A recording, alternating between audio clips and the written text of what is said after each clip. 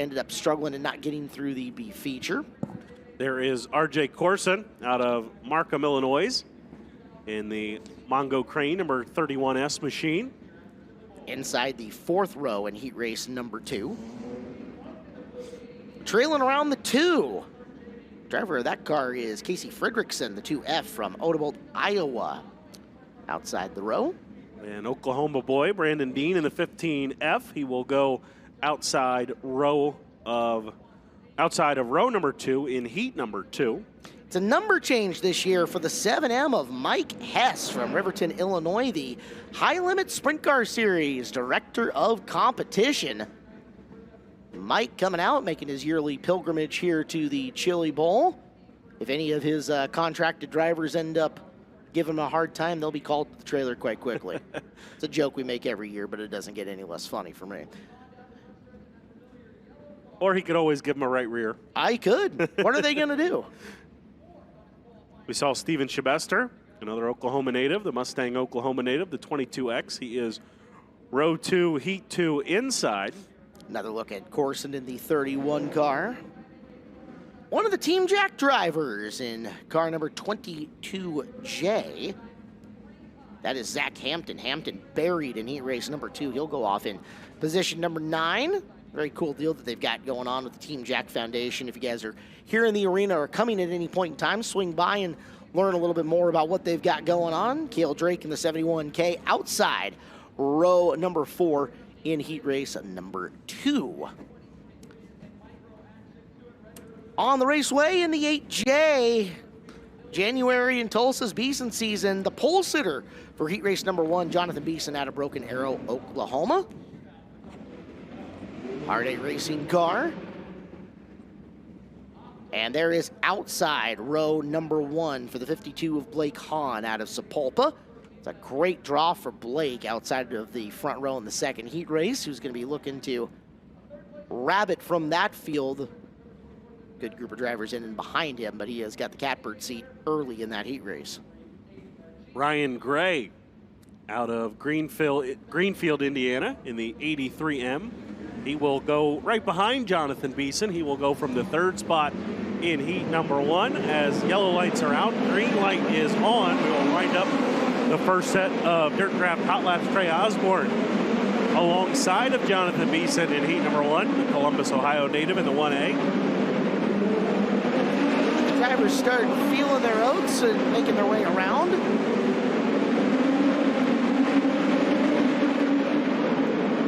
Caleb Paget in car number 4H. Look at Drake working at the inside of the 83 of Ryland Gray. Jason Bursley's 86, making some laps around the bottom as you see live timing and scoring coming up here for the Dirt Track Hot Laps.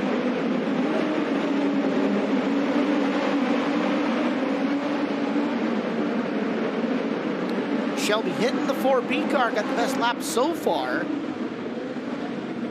And that's how it will end after about 4 laps on the clock. Hinton, Osborne, Hahn, Persley, Keith Martin's 80D ends up 5th quickest so far. You guys will be able to see the rolling and rotating times for our hot lap groups of the 74 cars that are drawn in tonight.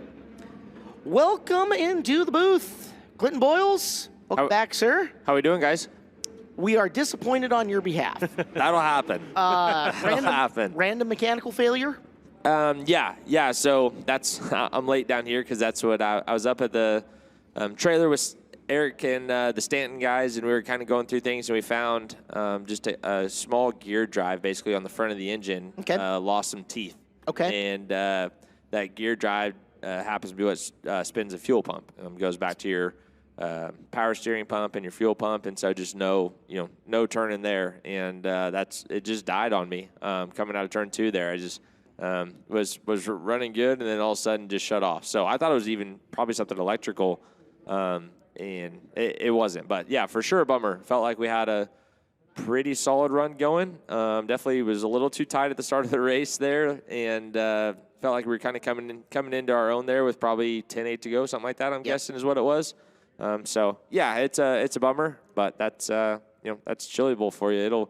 it'll give to you and it'll take from you. You only really get one shot at it, right? Yep. And that's how it breaks sometimes. We were disappointed on your behalf, but looked really good up until that point in time. So, thank you.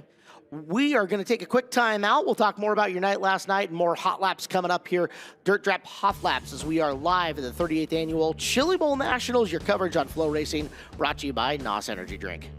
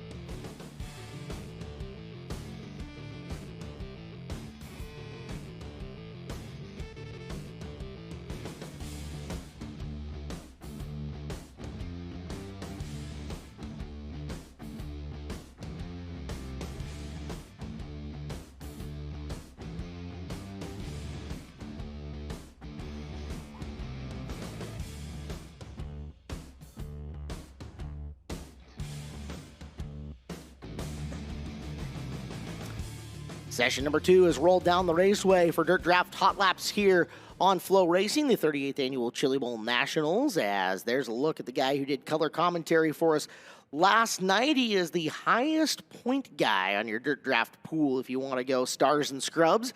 It is Tyler Courtney. Courtney running for Abacus Racing this year in the 57, out on the racetrack primed and ready to go, Chris. Yeah, like I said, I think he just comes in with a little bit more confidence than maybe started the week with after the run on Monday night and the way those Abacus cars have run. There's Corey Day, the Clovis, California native, in the 41 machine. Can barely see the one. It's a really big 4, so be looking for that machine. The combination of car owners and brain power on that car is incredibly impressive. Taking a look at Jake Swanson, the 55 car, who drew the 55 pill and is starting 5th in his heat race tonight. Could be a good omen. Good. Speaking of good omens, Chris Wilner up top. He's going to get a word with Jade Avidition. Yeah, well, you heard from Earl Hoon at the top of the show. It's 2 for 2 for Keith Kunz Motorsports. Jade Avidition is going to be the next bullet out here on Wednesday night. Jade, little of experience already this week in the Race of Champions. How confident are you going into your prelim night here? Yeah, I feel good. Like you said, you know, they're 2 for 2, so hopefully we don't lose the streak. But I know everyone at KKM is going to do, you know, their job just like they always do, and it's just going to come down to me, you know, executing every time I get on the racetrack. You know, I know I'll have a very fast Mobile One Tour Racing 71. It just goes back to, you know, like I said, execution. We got to get through this heat race, and then put a good laps down for the qualifier, and then just execute as best we can for 30 laps later tonight. Locking in last year, does that kind of ease some of the pressure, knowing you know what it takes to get back into a Saturday night feature? Yeah, absolutely. I think, you know, anytime, especially, you know, like an event like this, anytime if you can do it once and get the first time over, it's always easier going back the second time. So, but like I said, you know, I feel good, and I'm just excited to go.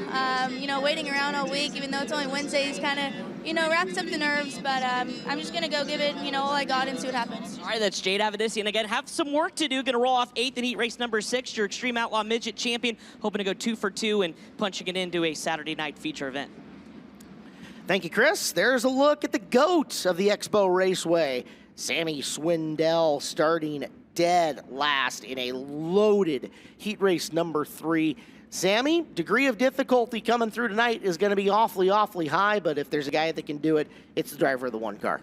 Seems like it's kind of been that way, at least the last 2 years. I know last year he had a bad break in his heat race. Things kind of got bottled up. He broke something in the front end before they ever really got going. And now, as you said, a tough draw and a tough heat race, but it's Sammy Swindell. You're never gonna count him out before we get going. Clinton, you know the Swindells quite well. Taking a look at that 3rd heat race, man, I don't want to say hardest heat race in Chili Bowl history, but man, there's some names there, right?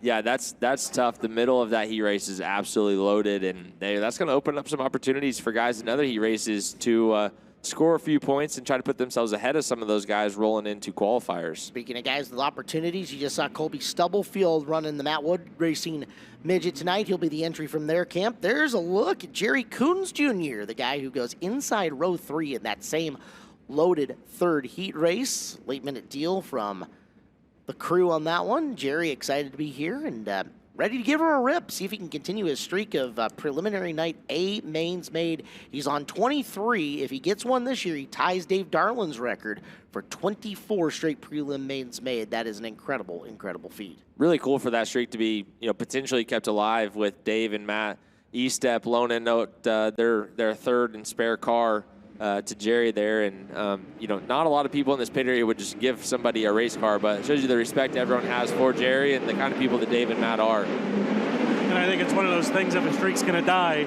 you'd want it to be on the racetrack rather than, a mechanical failure on Sunday. Well, if the streak's going to die, it's not going to be because of lack of equipment. That's a good race car that Jerry is in. Yeah. So we'll see what he can do for it. We know the driver can still get the job done as we are green flag here in this second hot lap session. Swanson, your early top of the speed charts guy. Courtney, Sammy, Coons Jr. and Worth right now 1 through 5.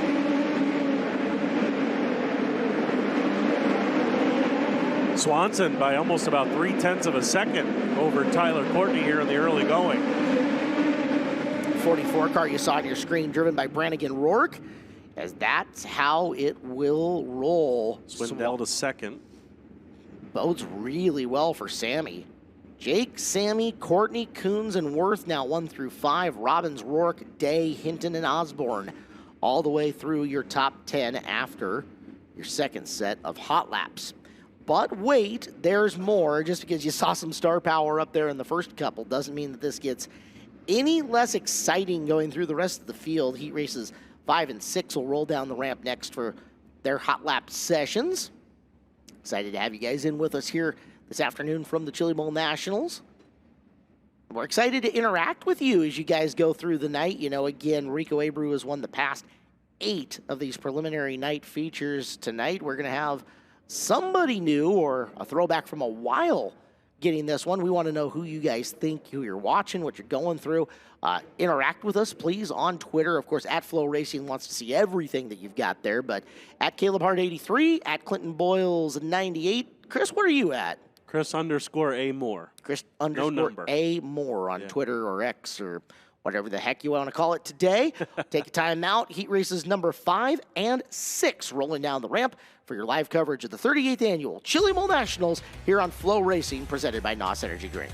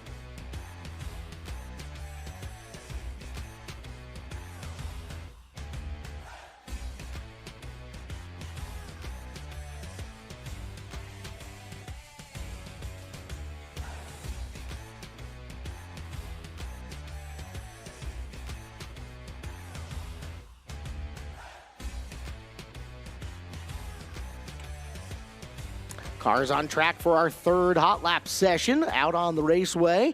Heat races number 5 and 6 here in the Dirt Draft hot laps are loaded down the ramp, ready to go, and will be competing for their spots. First car you're getting a look at out on the raceway is the 9P of Kevin Cook out of Winchester, Indiana. Behind him, pole sitter for heat race number 5, Mitchell Moles from Raisin City, California, is in the Reinbold entry. Mitchell set up pretty well from the pole of that heat race, but boy, he's going to have to duke it out going into corner number 1 with one of the best who's been here in the building the last couple of years. I'll tell you about him as soon as he comes on the screen. Hey, what do you know? Good timing. Kyle Cummins is going to be that guy sitting outside of Mitchell Moles on road number 1 here on heat race number 5. Sounds like Connor Wade ready up top. Connor, who you talking to? Well, standing by guys with a former prelim night winner here at the Chili Bowl several years ago. That was Alex Bride, who once again comes to the Malloy 25M. You've driven this Malloy car, I think, 3 years now here at the Chili Bowl. Do you feel like you and this team have been better and better each year you've been here? So this is only my second time running for them at the Chili Bowl. First time we came here, we had good success. They have different cars this time, so you know, I don't run as midgets as much as I used to anymore. I'm typically in sprint cars nowadays, so it's practice day was definitely useful. I got more used to the car from the first to the second one, and I'm sure I will even coming up here in the practice. So, but Jacob Denny had good speed the other night, and looking forward to tonight. You won prelim night at the Chili Bowl many years back. Obviously, it doesn't get any easier, but what are your thoughts on this format? You have to be in top two in the feature to lock in. Of course, it's been that way for several years, but you really know how tough it is. Yeah, it's just take it one race at a time. I'm not thinking about the feature right now. I'm just thinking about the next time I go out on the track. So we'll see what we can do, maximize our points. It's just a matter of balancing your patience and aggressiveness to take spots when you can and go from there. All right, Alex Bright does have drillers here at the shootout in non-wing divisions. We'll see what he has in store for his prelim run here with the Malloy 25 team. Thank you, Connor. So take a look at Jade Avedisian in car number 71 around the raceway. Chili Bowl Gravel chimed in about an hour ago on track conditions here. Brad Chandler, who pairs up with Martin Edwards and Steve Hahn on track prep over the course of this, says CB Nationals Expo Raceway has more moisture than we've seen all week. Going to be tight, heavy, and fast to start off the night. May take longer to produce a distinct cushion, but the added grip will make any lane fast if you can turn. Well, see how that ends up playing out. Bodes well if you are starting on the front row, one of those early heat races, and maybe a little bit tougher if you're, say, a Dason Pursley who goes off 7th in the first heat race. Clinton, you were on it all last night. Obviously, you managed to navigate around. As you take a look at Michael Facinto in the 5U inside row number 2 of heat race 6. For us, we were having a hard time reading it here in the booth, trying to figure out what it was. What was it like for you? It wasn't just you guys, I'll tell you that. It was I think, I don't even know if technical is the right word. It was just really tricky. Each corner had a little bit of chop getting in the corners, which wanted to upset your race cars. Then we kind of had a big cushion with a lot of moisture up top, and the bottom, you know, up until it felt like before the feature wasn't that, you know, dominant. So the shape of the racetrack is normal, but I'm going to say this might sound weird, but the elevation of the racetrack, I think, is off. I feel like you almost drive into turn 3 and drive uphill towards turn 4, and when you get to turn 4, it plateaus off a little bit.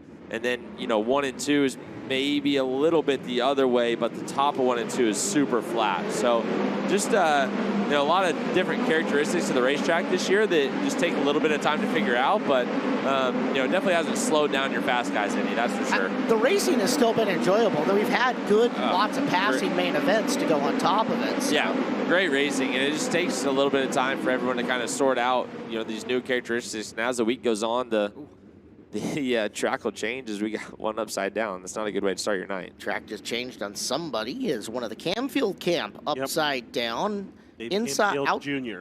outside row number 3 for the Decatur, Illinois driver.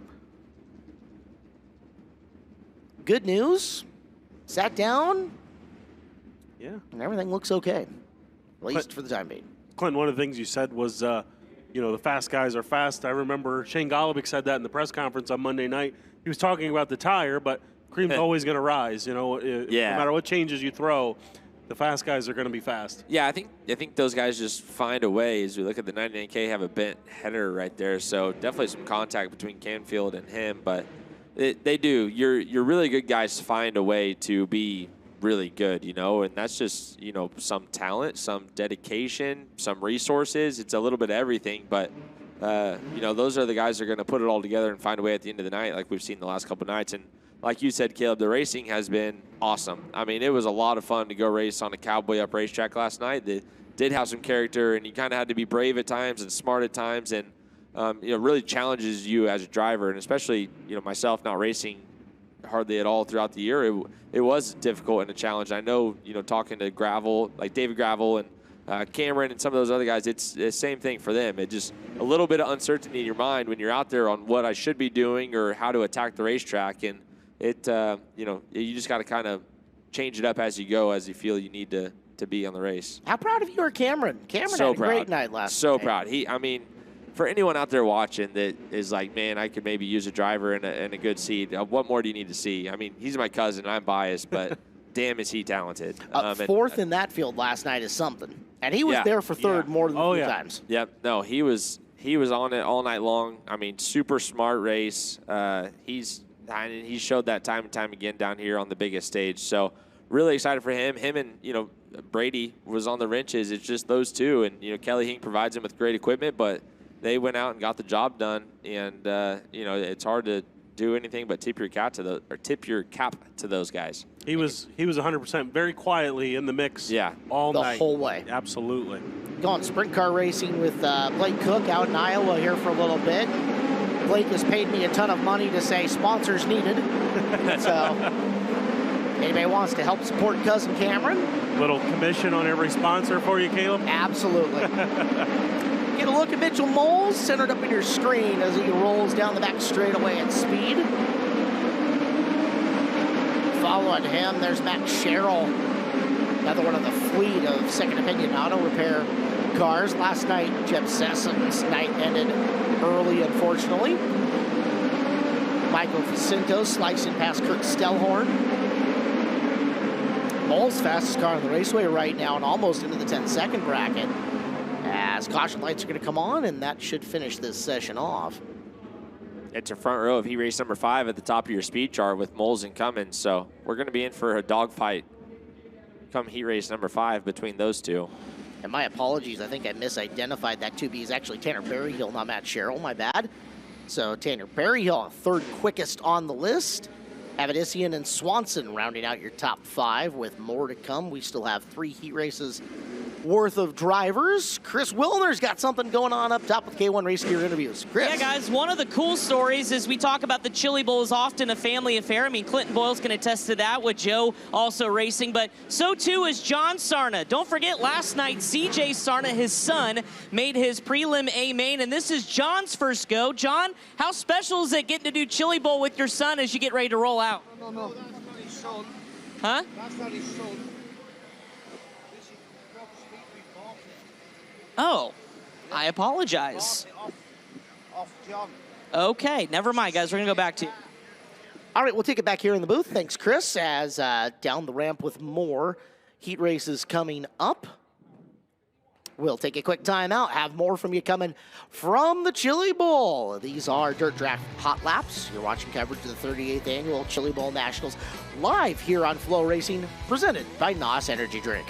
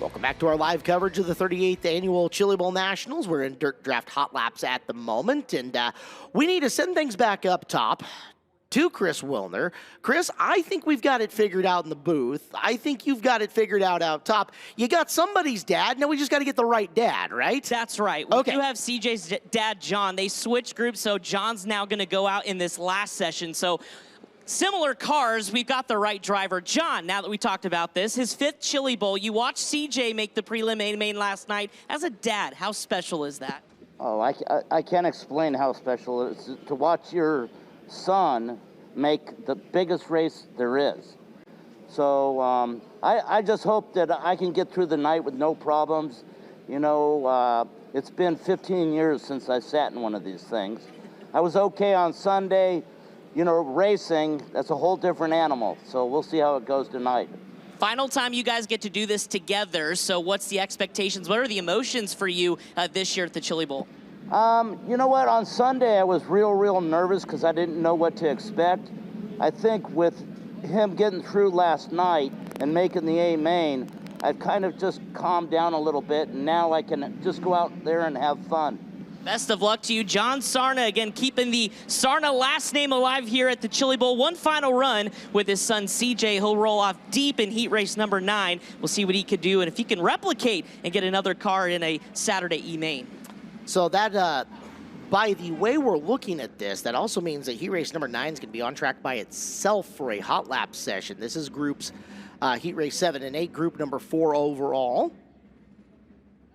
Now, the car that you're looking at on the raceway, that is the 218, and that's a unique story all to itself. The 218 literally entered with about a couple hours before the draw came in today, and that's Robert Speak, the 10-time Formula champion over in Europe, with a late entry here to the deal. Tom Harris throwing that out there on the Twitter/X machine that Speak was coming into the building. He's going to race a car. So kind of a cool deal for the 10-time Formula champion over in Great Britain. Kyle Simon, who's looking to make people drink a lot of drinks tonight as part of the Chili Bowl drinking game. Every lap Simon takes around the bottom is apparently a drink. So bottoms up, Kyle Simon is saying, if he runs the bottom. Simon out of Ohio, talented racer unto his own. There's Brent Cruz. Cruz in car number 67.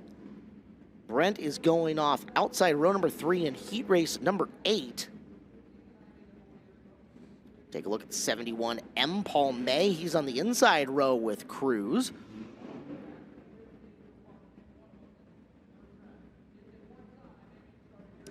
From the Johnny Herrera camp, driving car number 45S, that's Caleb Stelzig. Stelzig inside row number 2 in heat race number 7. Green flag is out on this hot lap session.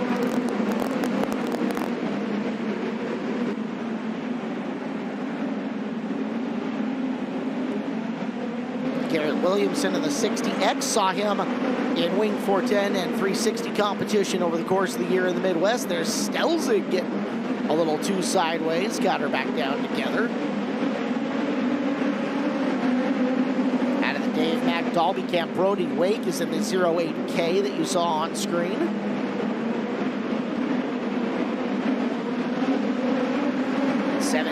L is your pole sitter for heat race number 8. That's Wyatt Rotz out of Spring Run, Pennsylvania. As the yellow lights are on. Caleb? Yes? We have more breaking news at the Expo. How breaking are we talking here? Breaking. Well, yeah, Wikipedia teased it earlier this afternoon. Okay, so the big tease was another gigantic name is coming to run a prelim night. Correct. After yesterday's Kyle Larson news that he's coming on Thursday, who of the big name variety is coming to the Expo to race? We had talked about it, and we all had guesses, and this was not a name that had been mentioned by us. He's outside that run of like 5 or 6 guys we had discussed. Yes. I want to know who you guys talked about, because I missed that. All right, so we internally had speculated Bell, Rico, Kyle Elliott. Busch, Chase Elliott, Alex Bowman. Okay. Ricky Stenhouse Jr. That's big. is in on Friday night in a KKM car. The Daytona 500 winner, Yep. Ricky Stenhouse Jr. Awesome. Well, Friday night just got a lot better, did it not? I don't know if he was already working on this or Larson gave him the edge, so he called KK. Yeah. Maybe he called Keith this morning and said, hey, do you have an extra car? Congrats. Just followed the Larson template, but yeah. Let's give credit where credit is due. That Friday Congratulations. night just keeps getting harder and harder and Yeah, harder. you're glad you're out of it. Yeah. So credit where credit is due. Wikipedia breaks that news. We're going to take a final timeout. Our final hot lap sessions rolling down the ramp. More coming from the 38th Annual Chili Bowl Nationals on FloRacing, presented by NOS Energy Drink.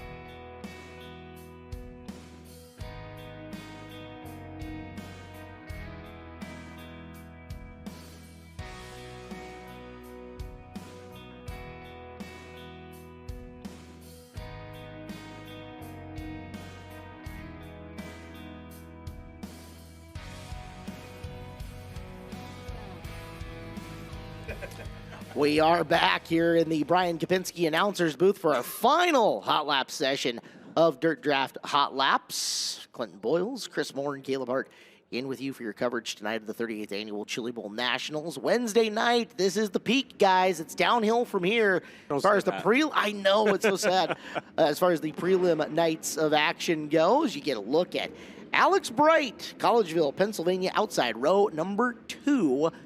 Here in heat race number 9 coming up. If you are a Keystone State native, your eyes are squarely locked in on heat number 9 today. Have you ever got a chance to see Alex do anything other than sprint car or micro racing? He's never dipped his toes into, like, I don't know, short track Super Series action? No, I don't think so, no.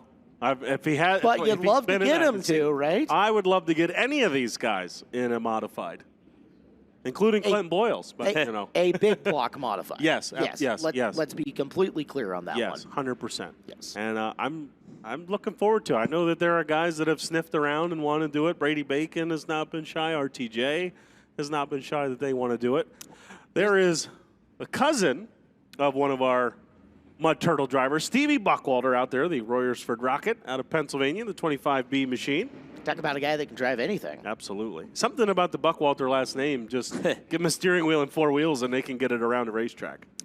From my neck of the woods, although currently residing in Indianapolis, Indiana, that's Chance Crum. Running for Ronnie Gardner here tonight in the 68W. Chance originally from Snohomish, Washington. I have seen him win in just about anything you can think of. Wing sprint car, focus midget, really, really good in the micro as well.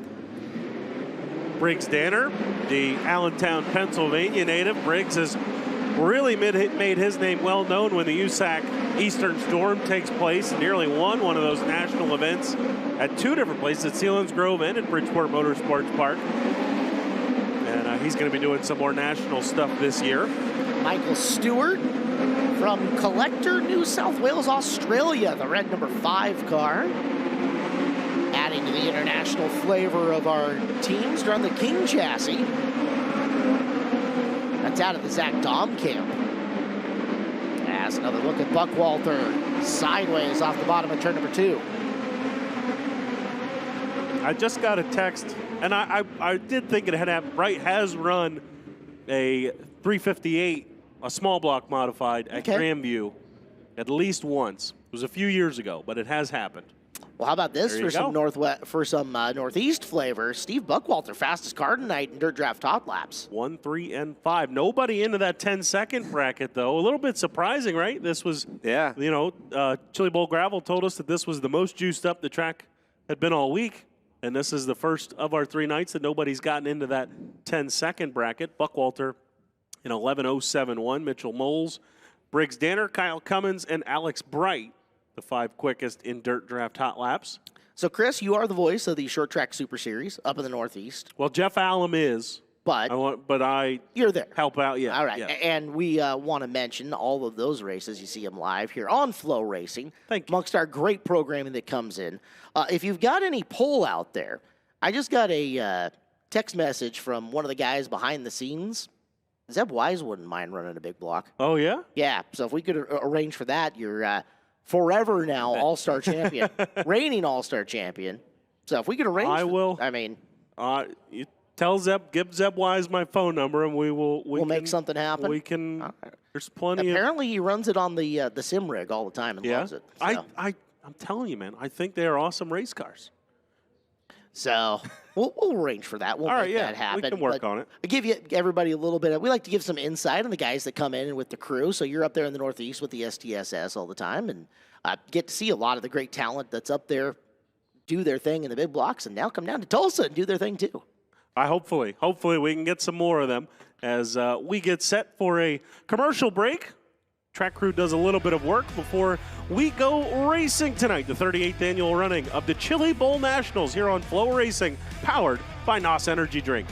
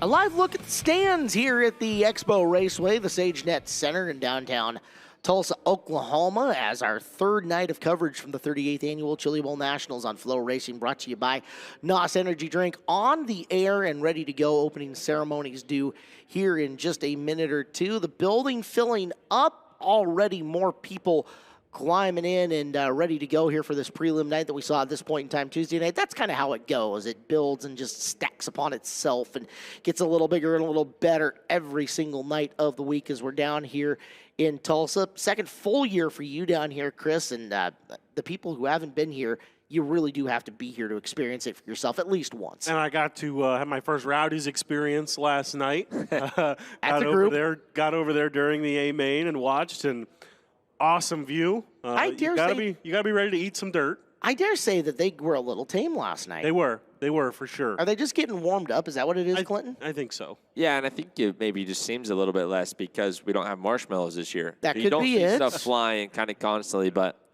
a lot of the party of the Rowdies is before the race starts. True. I was gonna ask you, right? So you told me you love racing Friday night. Yeah. Change your night though. Yeah. How did racing Tuesday night? I thought it was good. I mean, looking at the lineups of Friday to Tuesday, I'm not going to shy about it. I switched because I thought Tuesday was easier. I requested a switch. It did not have to get approved by, the Expo staff and Chili Bowl staff. And fortunate enough, it did. And it was really cool for me to get to race on the same night as Cameron, which was really special, I think, for us. And, I was happy I switched. The track was different, I think, than probably what we'll see most of the other nights. I'm going to say Tuesday was probably an outlier, but everybody raced on it, and it was super cool. I felt like we were competitive and kind of was doing our job for the most part, and then obviously the engine stuff happened. So Friday will be tough. I mean, you never know what you're going to get. There's a lot of luck of the draw along the way on drawing where you may, but Friday is tough. And anytime I felt like I could avoid some of those big name guys, make my job a little easier, I'm going to take that opportunity even if I lose out a little bit of atmosphere. Let's throw it down. It looks like Blake Anderson's just about ready as the house will take opening ceremonies here at the Chili Bowl Nationals. With this time, we ask each and every one of you please rise for tonight's invocation, Pastor Mike Griffith. Let us pray. Father, we thank you for a beautiful day and the opportunity to gather tonight to watch and participate in the sport that we love. Father, we thank you for the SageNet Center, the Tulsa Expo Square, and the Chili Bowl staff that pour their heart and passion into this to make it possible to come out here and enjoy this awesome high-performance dirt track racing. Lord, we thank you for our sponsors. We thank you for NOS Energy and all the sponsors that make it possible for us to come out here and enjoy the dirt track racing. Father, we live in a country that's free, makes it possible. That's because of our military. Wherever they may be, Lord, watch over them. Keep them safe. Go before them. Build a hedge of protection around them. Now, Father, it's time to do a little dirt track racing, Chili Bowl style. And I've got 3 requests. Lord, I am looking for a loud night. Lord, I'm looking for a fast night, but above all, Father, I'm looking for that safe night. In Jesus' name we pray, amen. Thank you, Mike. Please stay standing. Gentlemen, remove your caps for the playing of the national anthem.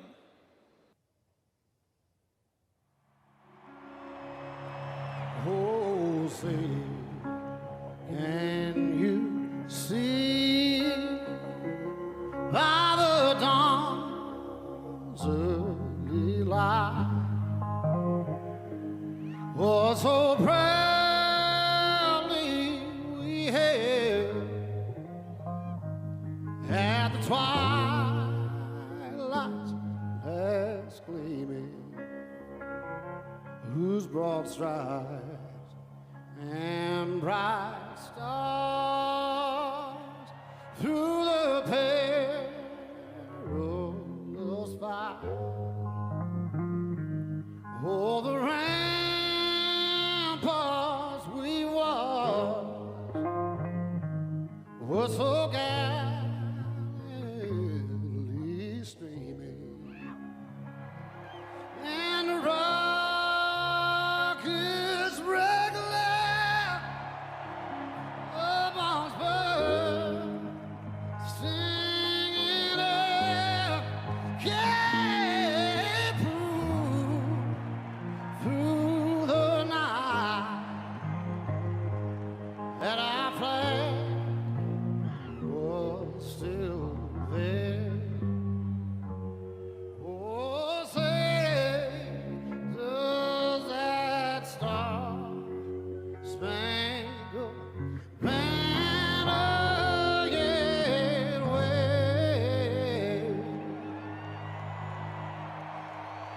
Oh, the land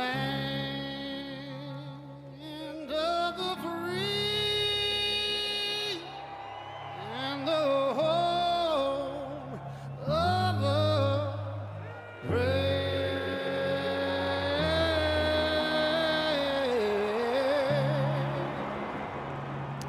Well, that was Kane Runyon on our national anthem before here we tonight. get rolling here, Well done, Kane. As we need to kick things up top, K1 Race Gear interview. Connor Wade has got the fastest man in hot laps with us Yeah, here for tonight. sure. Steve Buckwalter's night off to a good start. Always used to seeing Steve here in that 25E, ran for so many years. And tonight it looks like you guys have got some speed in that car. Yeah, the car's been really strong. We got that Honda motor put together, and it's been really good. Just got to get it drivable. I got a few good cars in my heat, and just hopefully I can't get boxed in. If I get the fourth, I'll be happy. You know, we got a decent amount of points, and just try to make up some more in the qualifier. We were talking a minute ago. You've had some hard luck on prelim nights here in the past. Specifically, remember 2 years ago when you got really banged up. How do you plan to keep your nose clean tonight? What's the approach to that? Man, it's just tough. I mean, even like last year, we were really good. I think we were up there in points, but like, you know, if guys get together and spin, it gets so slick you can't slow down. You wind up sliding into them, but I'm just gonna gas it up, man. Just go, see what happens. Try to get the win. That's all you can do. Good luck tonight. Steve Buckwalter using that Honda power, quickest in hot laps. We'll see what he's got in store in his heat race. He'll be in the final heat of the night. Steve definitely looking for a clean run tonight as getting out of the muck. Big problem for him over some of his prelim nights, but fast hot rod to begin the evening off. We have got one more timeout we need to take before we need to get to heat race action. So lock in those dirt drafts now. We'll be back. Heat race action coming up from the 38th annual Chili Bowl Nationals here on FloRacing, powered by NOS Energy Drink.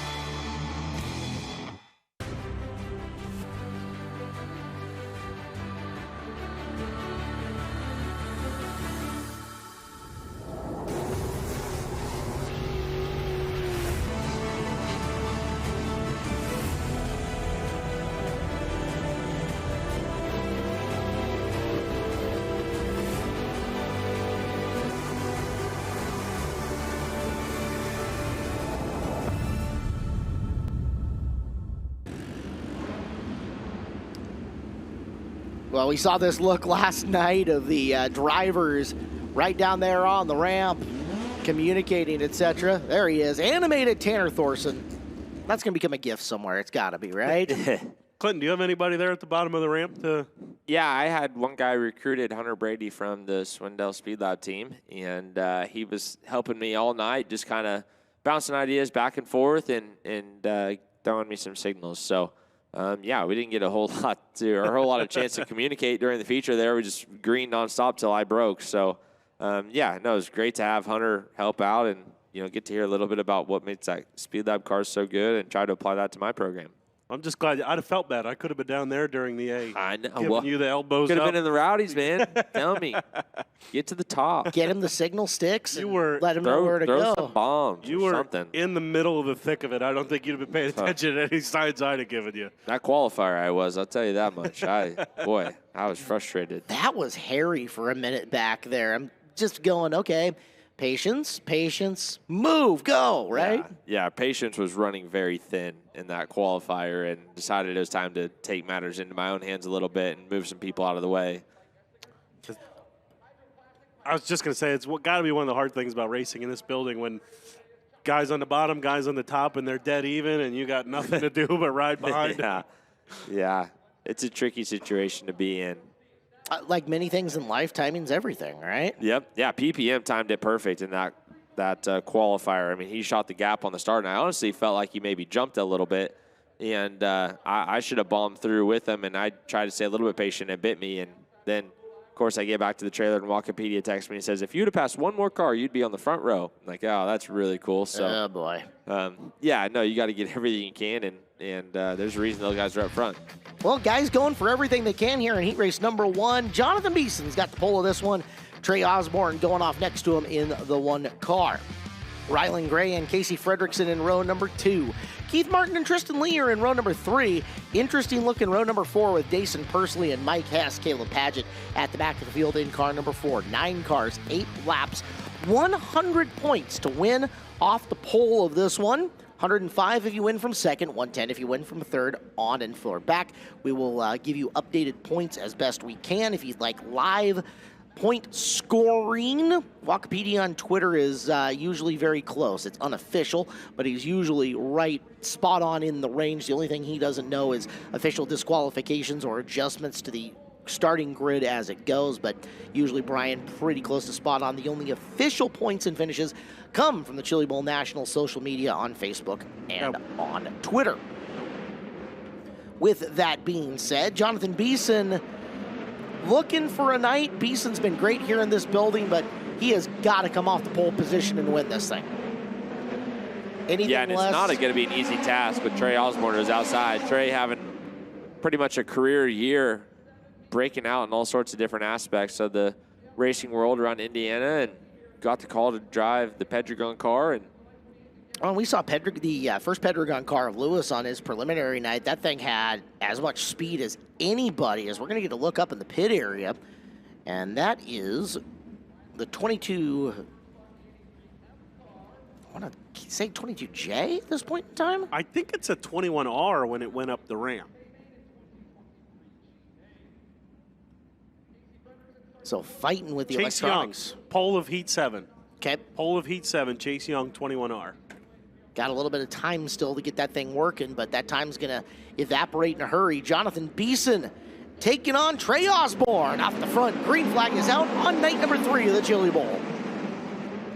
Yellow lights on. Start no good. Boy, that's not what you want. No. Penalty to be assessed. Terry Maddox on the flags tonight. And yeah, inside row, Beeson penalized as now Rylan Gray grabs the pole. There is a lot of pools out there, dirt draft picks crying right now. Not what they wanted to see out of Jonathan Beeson. Points calculated by the drop of the initial green flag. So Beeson, even though he's now starting third, calculated as if he is starting on the pole. Gonna have to get his elbows up and start moving forward. We are green, and there goes Osborne around the outside of Gray for the early lead. Great first lap for Persley. Quickly grabs a couple of spots as Osborne will work off, but it looks like that is gonna go by the wayside. The number 2F of Casey Fredrickson. Up and over the cushion over there in the corner, firing back off, and now instead of outside row number 2, Fredrickson goes to the back. Yeah, I thought he was signaling that he needed a hook, but then I think he was just pulling the tear-off off. Get the quad in behind him, fire it off, and figure it out later. Yeah, he hasn't taken any gloves or a helmet off, so he's going to give it a go. Field currently looking to double up again as we get a look at the Eibach replay of what happened to Fredrickson getting into the corner. He got into the left rear of Persley, and that set him skeetering up the racetrack and to a stop. Doesn't take a whole lot of contact right there to a left rear to knock it off the bead or, you know, potentially break a valve stem, anything like that. So Persley seems to be A-okay, but scary moment there. Scoring still has us, I don't know, it says 1 lap, but it also says 8 laps to go. So they'll roll that back right before the start goes, as they are being double filed on the racetrack. Third try at starting this now with Rylan Gray, Trey Osborne, and again, all eyes for the gambling and entertainment purposes are on the inside of row number 2 for Jonathan Beeson, who was deemed to have jumped the initial start. He's next to Keith Martin there in that second row. And now he's got Persley right behind him, so you got to be careful if you're Jonathan. If you, one mistake and Dason's going to shoot right underneath you. Yeah, Persley's got a good opportunity now, even in the early going. Nope. Oh, now they're more shuffling. See, I was confused because Persley took the initial green in 7th. Martin tried to crisscross to get up to the start where they're just going to slide that row up on the outside groove. So benefit goes to Tristan Lee and Mike Hess on the outside lane. Keep your eyes on Mike. Yellow lights are still on, guys.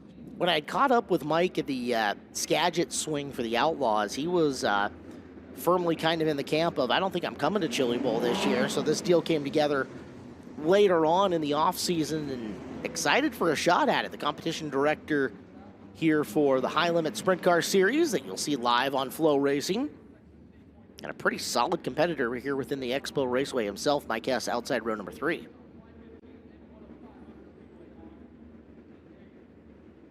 All right, now we're happy?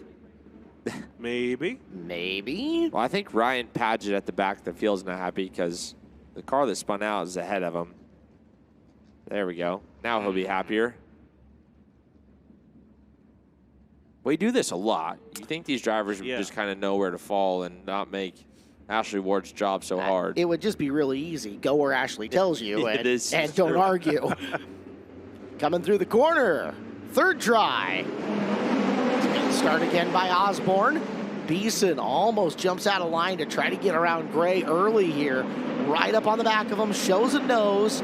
Jonathan Beeson bouncing. That'll cost him big left front hike from Gray as it's Osborne, Gray, and Beeson on lap 1.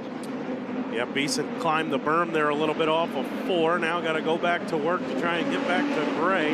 See Osborne still right there in the picture.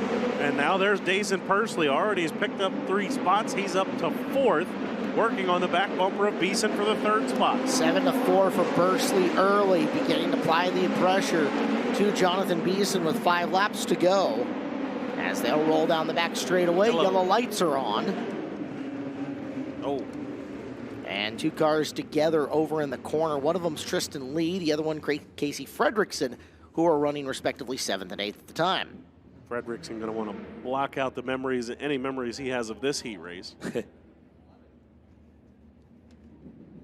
Tristan Lee running for Big Ed Lee in the 23T. Front end of the race car looking mostly okay for the time. Yeah, there was contact in turn 1 I saw out of the corner of my eye through their screen, and nothing major as far as taking a big hit there for either car. Yeah, it looks like Frederick. Bit of a Tommy tip over. Going to drive away again. Well, Trey Osborne in the 1A continues to lead at the halfway point of this. It's Rylan Gray sitting in 2nd, kind of playing spoiler right now to the rest of the field, including Jonathan Beeson, Dason Pursley, 7-4. Mike Hess up in the 5th position. Gray, the 83M out of Greenfield, Indiana, running for Fat Right Foot Racing. And a spike with a Honda power underneath it. And so far, so good for Rylan. I believe that's a Bill and Bob Guess entry. Bill and Bob both worked for along with RMS when I drove there. Both of those guys super close with McDermott through his career with his own cars. So a lot of knowledge in that camp for Rylan Gray. Gray, who started 3rd, 3-2, it's good enough to get you into a qualifier if Rylan can hang on. But again, one of the best in the building, and Beeson right behind Pursley 4. Jonathan's got to be a little bit defensive here. Yeah. Can't just go on straight attack mode. I guess you've already lost some points. What's another one? But well, still 1-3. You're right on the border of sneaking into the qualifier. Yeah. He goes 1 more spot down, and it's C. Mainville for Beeson. There goes Gray with a look to the inside of Osborne. No can do. Pursley lost a spot through 1 and 2. He's back to the 5th position, and if these guys get racing up front, that might open something up for Jonathan. Makes 8-4 for Hess sitting behind. That's a good run for Mike. Beeson looking low, can't make the pass. Gray's still right there on Osborne as Pursley back by Hess in 1 and 2, 3 to go. Gray not letting Osborne out of his sights, but he's got to find a way by. Just 2 more times around the Expo Raceway, and Osborne appears smooth and steady. Gray might be a little bit faster, but Osborne with the track position out in front. Key thing for those guys, the white flag in the air, is the couple of car lengths they have between themselves and Beeson. They'll be able to duke it out for the win, and a good last lap for Trey Osborne gives him the first heat win of the night. Rylan Gray, Jonathan Beeson, Dason Pursley, And Mike Hess 1 through 5 in this one, and Trey Osborne with 105 points leads the scoring early here at the Chili Bowl Nationals. Car looked a little more manageable than his teammates did the other night. Those guys took what they learned from Monday night and applied it there. Good heat race win for too tall Trey Osborne. That ends up as 83 for Jonathan Beeson. Obviously not what he wanted, not going to put him in the invert, but he'll have an opportunity to really make up some ground in the qualifier. We saw a guy last night like Jake Buback go 9-3 in his qualifier and give him a very decent starting spot for the A main, of which he climbed through and Trey Marcham worked did it on his Monday way forward. Marcham went 7-1 in his qualifier on Monday. So it is doable, and if anybody's going to do it, you'd bet on Jonathan Beeson to have a good shot at doing it. As you see the NOS Energy Drink ramp cam, heat race number 2, the Bayou native Shelby Hinton on the pole of heat number 2. He'll go alongside Blake Hahn. Steven Shabester and Brandon Dean make up row number 2. Chance Morton and Wout Hoffmans in the 3rd row. RJ Corson and Cale Drake in the 4th row, and Zach Hampton rounds out the field for heat race number 2. Connor Reddy up top with the 6'8" tall Trey Osborne, your heat race number 1 winner. Good drive for the Chili Bowl rookie, gets him a heat race win. Trey, it took a little bit for that heat race to get going, but once it did, Ryland Ray put some pressure on you, but you did a good job defending. What'd you have to do to keep him behind you? Yeah, I mean, I just had to get lower on the racetrack, kind of take his line away. But yeah, I'd really like to thank Cruz Pedregon for this opportunity. This has been pretty cool to be able to come out here and do this. Yeah, I don't know. This is awesome. Yeah. What did this team learn from Ricky Lewis's run on Monday night? He had a lot of car speed in that 6th car. Yeah, we just learned setup stuff mostly. You know, Ricky and I are both Indiana sprint car guys, so we kind of figured out what we wanted in a midget to make us comfortable. And yeah, I mean, obviously I'm starting off the night okay. He did pretty good, so try to keep it going. All right, Trey Osborne, the winner of heat race number 1 in car number 1A. You think Connor told him to stay in the car so he didn't have to reach up too high? Just thankful that wasn't Wilner's interview. Yeah. Sorry, Chris. Oh, man. Chris is up there shaking his head. I have no Already. That's at least a subtle shot. Poor Wilner. Heat race number 2 on racetrack. Blake Hahn set up really well here. It's him and Shelby Hinton on the front row. Those two, they'll duke it out, but both of them, if they can hang on to those 1-2 spots, qualifier bound. Yeah, I was just going to say it. I think if you might not know any better, you might chalk this one up to Blake Hahn, and I would not. Shelby Hinton was impressive last year, has been impressive in the Tulsa shootout the past couple of years. The Louisiana kid can wheel. And he's got a good ride for this one as well.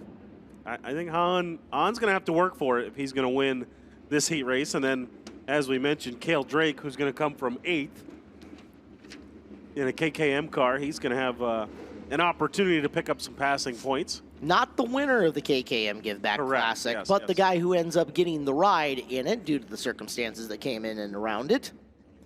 Shelby Hinton, the Clad Enterprises beast with a Chevy underneath it, taking on Blake Hahn, the most decorated driver in Tulsa shootout modern history. From the front row, they're even coming off the corner. Let's see how heat race number 2 shakes out. Hinton's got the good burst. Here comes Hahn coming after him to the low side of turn number 3. Hinton drifts wide in the corner. Hahn, right place, right time, into the lead on the first lap with Hinton, Shabester, Morton, and Wout Hoffmans in the 5th spot.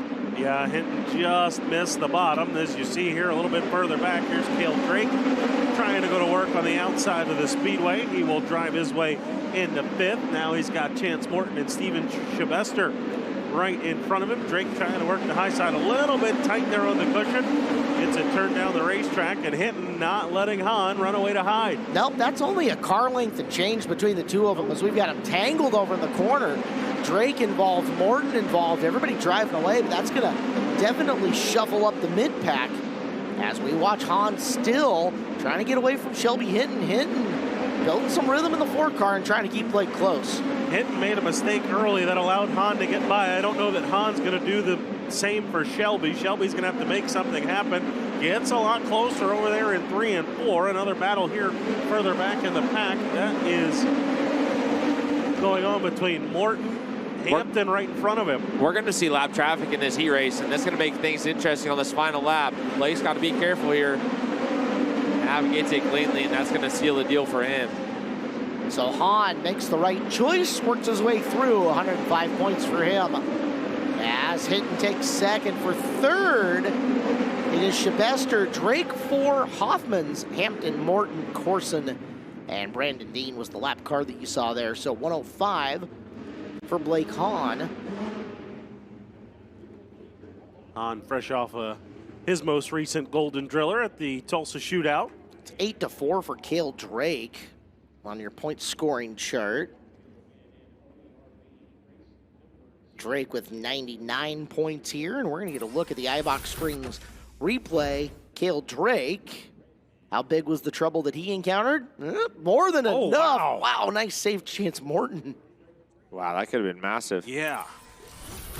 We had only caught it after the camera cut. It got those 4 drivers getting away. No idea what the extent of that was. I think if you're Chance Morton, you got to be thankful that that was all that happened. I mean, he lost spots for it, but could have lost a lot more than that. Or ticked off that the driver came off the apron to make that happen. Here's the lineup for heat race number 3. The loaded heat race number 3 with Sean Robbins and Danny Wood on the pole, Sunshine and Ben Worth in row number 2, Jerry Coons Jr. and Corey Day in row 3, Brannigan Rourke and Sammy Swindell in row number 4. Arguably one of the most loaded heat races in Chili Bowl history lined up here in heat race number 3. And boy, you can pick your favorite whatever spot you want to watch and root them on. Let's check in up top, though. K1 Race Gear interview with Chris Wilner. Second heat race winner is Blake Hahn, 2-1 performance there. Blake, obviously coming into this Chili Bowl with a lot of momentum, an Outlaw non-wing winner 2 weeks ago at the shootout. What kind of momentum does that give a driver when you come back in this building a couple weeks later? Yeah, you know, my confidence is really good right now. I feel like we've got a really good car to compete for a win come Saturday, and, you know, I just feel confident in this building. So we have a really good race car, so it's a good start tonight. We knew we didn't draw necessarily the best starting on the front row, so we knew we had to get that heat race win. So hopefully we'll get us some more passing points in this qualifier, but this Rocket Donkey Velocity car is really good right now, so I'm really happy with it, and we'll go back, make some more changes, and see if we can get a little bit better. All right, guys, that's Blake Hahn off to a great start, heat winner of number 2, and don't forget, he's had 4 straight top 5 finishes in his prelim A main, trying to make it 5 in a row, and maybe a lock-in spot later tonight. Thank you, Chris. All right, boys, where are you watching? There's plenty of things to watch, but I mean, what's the first thing that's going to get your eye? Well, this is where I feel bad for the viewers at home because I don't know that we're going to be able to show the entirety of the action going on the racetrack. I get to stand up and watch it all, so it's man, I don't know where you're going to watch. Well, I let's think just talk. Corey Day is just going to be flat out exciting in this one. Yep, the NARC champion running with support from Jason Myers and of course Willie Kane here at this event. There's lots of brain power and great equipment there in that pit area. There's the veteran Jerry Coons, who is 23 straight preliminary night A main appearances, jumping into that ride as of late last night. That came together. Ben Worth, shootout champion, pretty darn good in a midget out west. Kid's got a lot of talent. Gonna be an awesome announcer one of these days, once he's ready to hang her up. And then, of course, Tyler Courtney to the inside of him.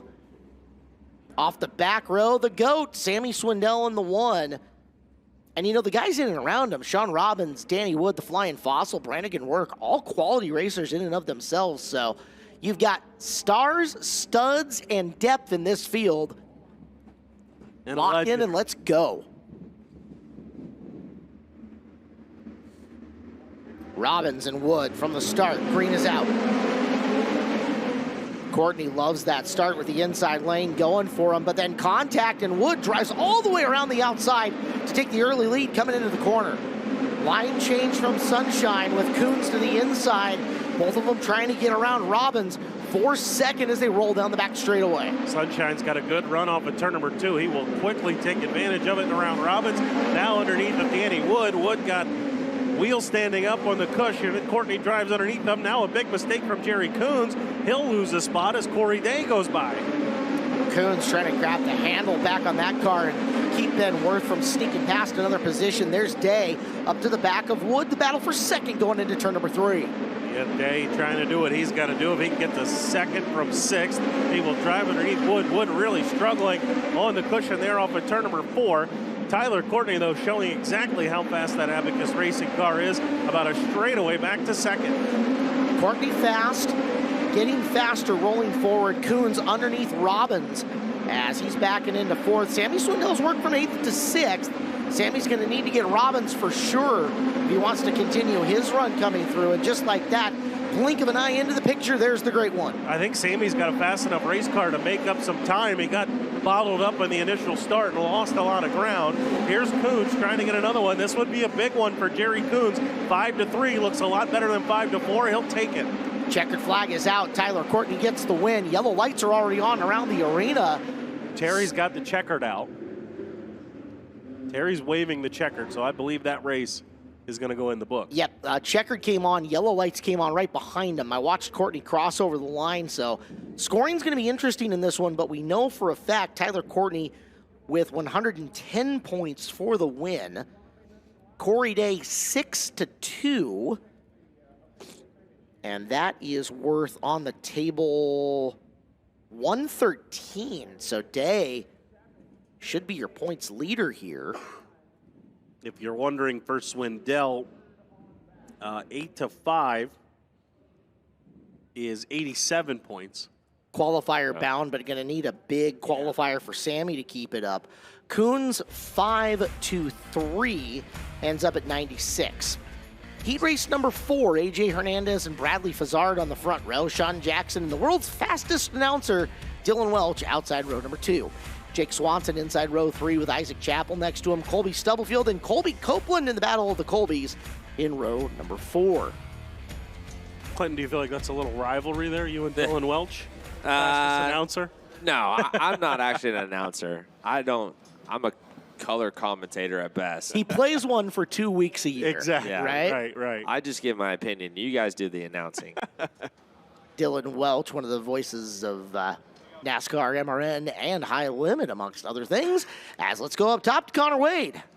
Tyler Courtney, talked about him at the top of the show. He gets a heat race win tonight in the 57. Tyler, walked me through early in that race, that move through 3 and 4 to go from 3-1. Got to the outside of second and then drove to the inside of the leader. Yeah, the leader spun out there, or half spun, and 1 and 2 there on the start, and let Danny get ahead of us. And then I wanted to get to the top, but then, you get Jerry Coons starting behind you. You know he's going to be pretty damn good on the bottom, and I saw his nose, and then the 53 got tight and kind of got up, crowded me into 3, which I think he hit the berm and just got up there. And but I knew if I get clear of him in 1 and 2, and then Danny got tight at the same time, so it got kind of tight in the 3 and 4 there. But I knew I had to go then and go now, and not let Corey Day or Jerry, somebody get to me. And you start third, you got to win to put yourself in a good spot for later on in the qualifiers.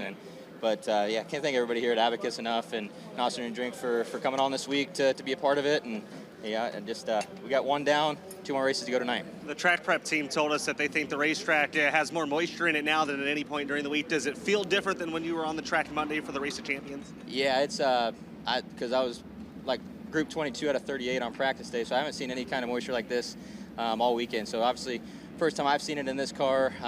We're pretty good there. I felt like we got a couple things we can probably work on, a little tight off the corners, but all in all, I think we're okay. And yeah, it's definitely a lot more gripped up than the Race of Champions. So we'll, but I expect it's probably going to get a little bit of curb. It's a little fluffy right now, but just how wet it is, I expect it to build a curb and probably be on it later.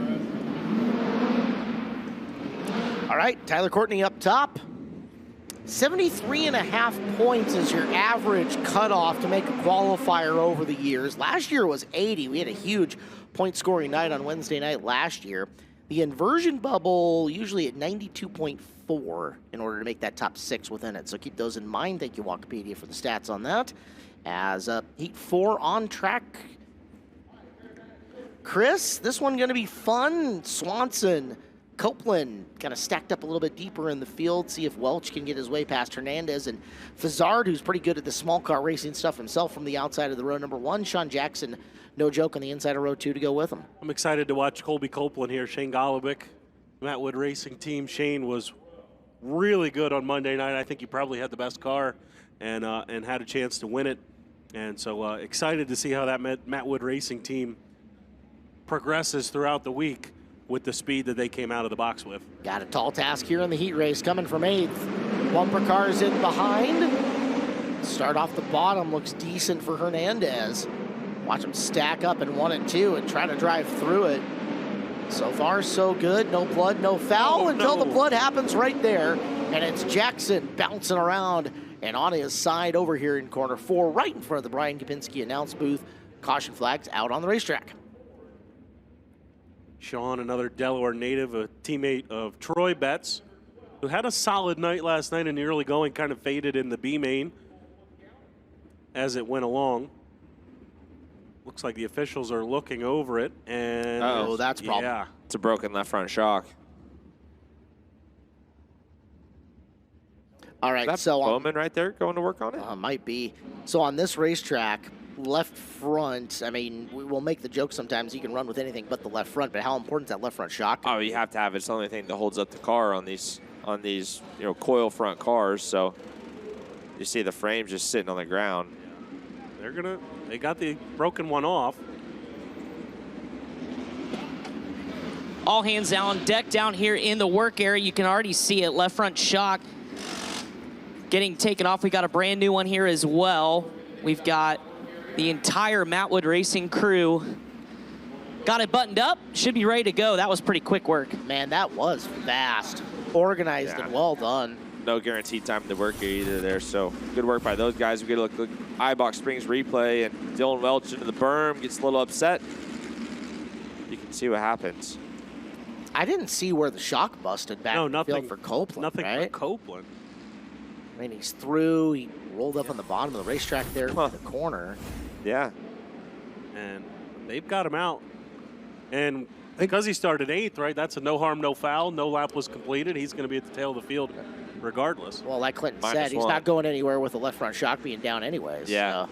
Jackson to the work area and back out also.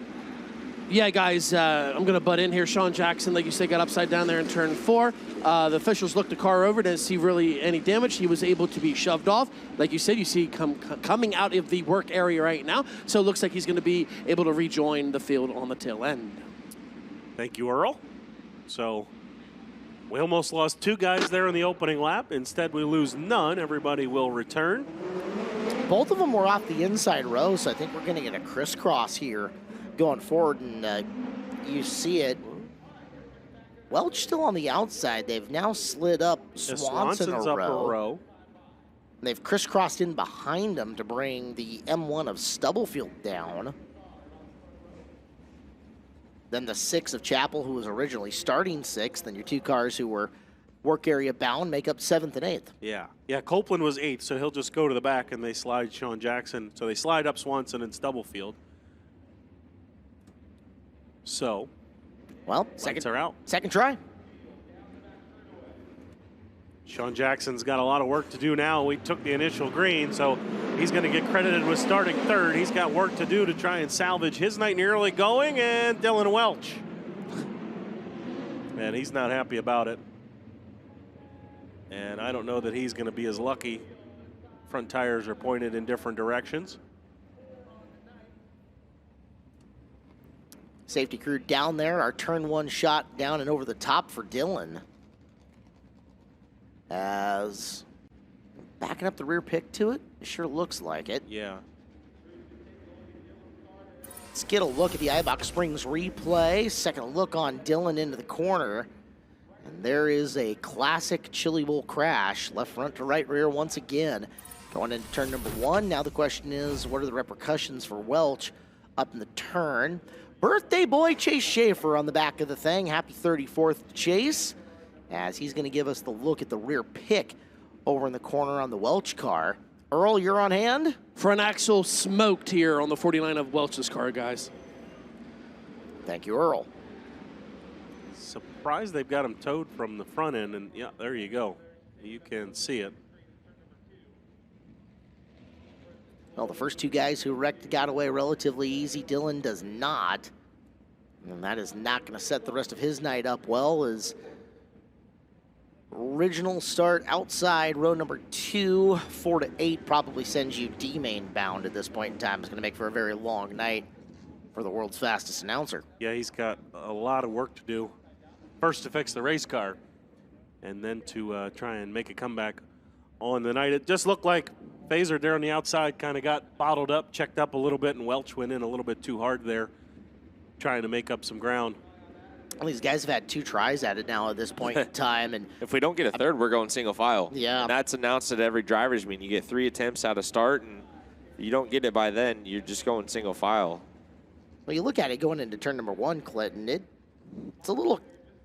It's narrow. There's some character in there, right? Yeah, it's super narrow, and you want to get every inch you can, but, you know, if you're in a situation there like Dylan's, that's, you know, worst case scenario for you. And sometimes you got to tell yourself, just swing a little extra wide, leave a little extra room, and everyone's been so bottled up anyways. I don't think, you know, they're not going to run away from you.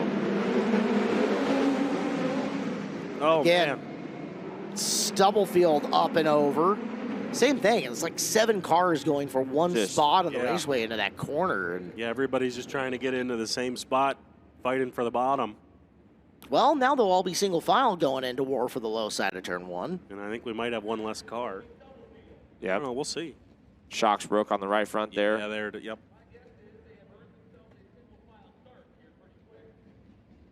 And they just announced it in the arena, looking for them to be single file here, real quick like. This is all good news for Kobe Copeland, who is advancing through the field via attrition without even a lap complete at this point. Yeah, but might hurt him not starting double file here, but yeah. Same time, you can see everything on the right front of the Stubblefield car coming apart as he tipped her over. I don't know why they made a rule you can only go to the bottom in turn 1. Is it officially a rule now? That's what it Some of looks these like guys right here. think it. Earl on hand, what you got? Right front damage here, the shock, if you can see me on the camera here, shock absolutely ripped off the chassis mount on the right front of this car, so he's going to be obviously have to be assisted by the wrecker. The spike with an Eslinger, running in the memory of Mike Melton, who we lost here a little while ago after a long, courageous battle with illness.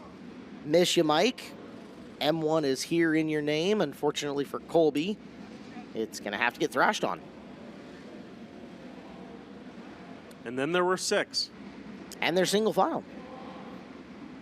Hernandez, Chapel, Swanson, Stubblefield, Jackson, and Fazard are the ones that are left. It'll be Hernandez and Fazard, Swanson and Chapel, Copeland and Jackson in some order at the back of the field.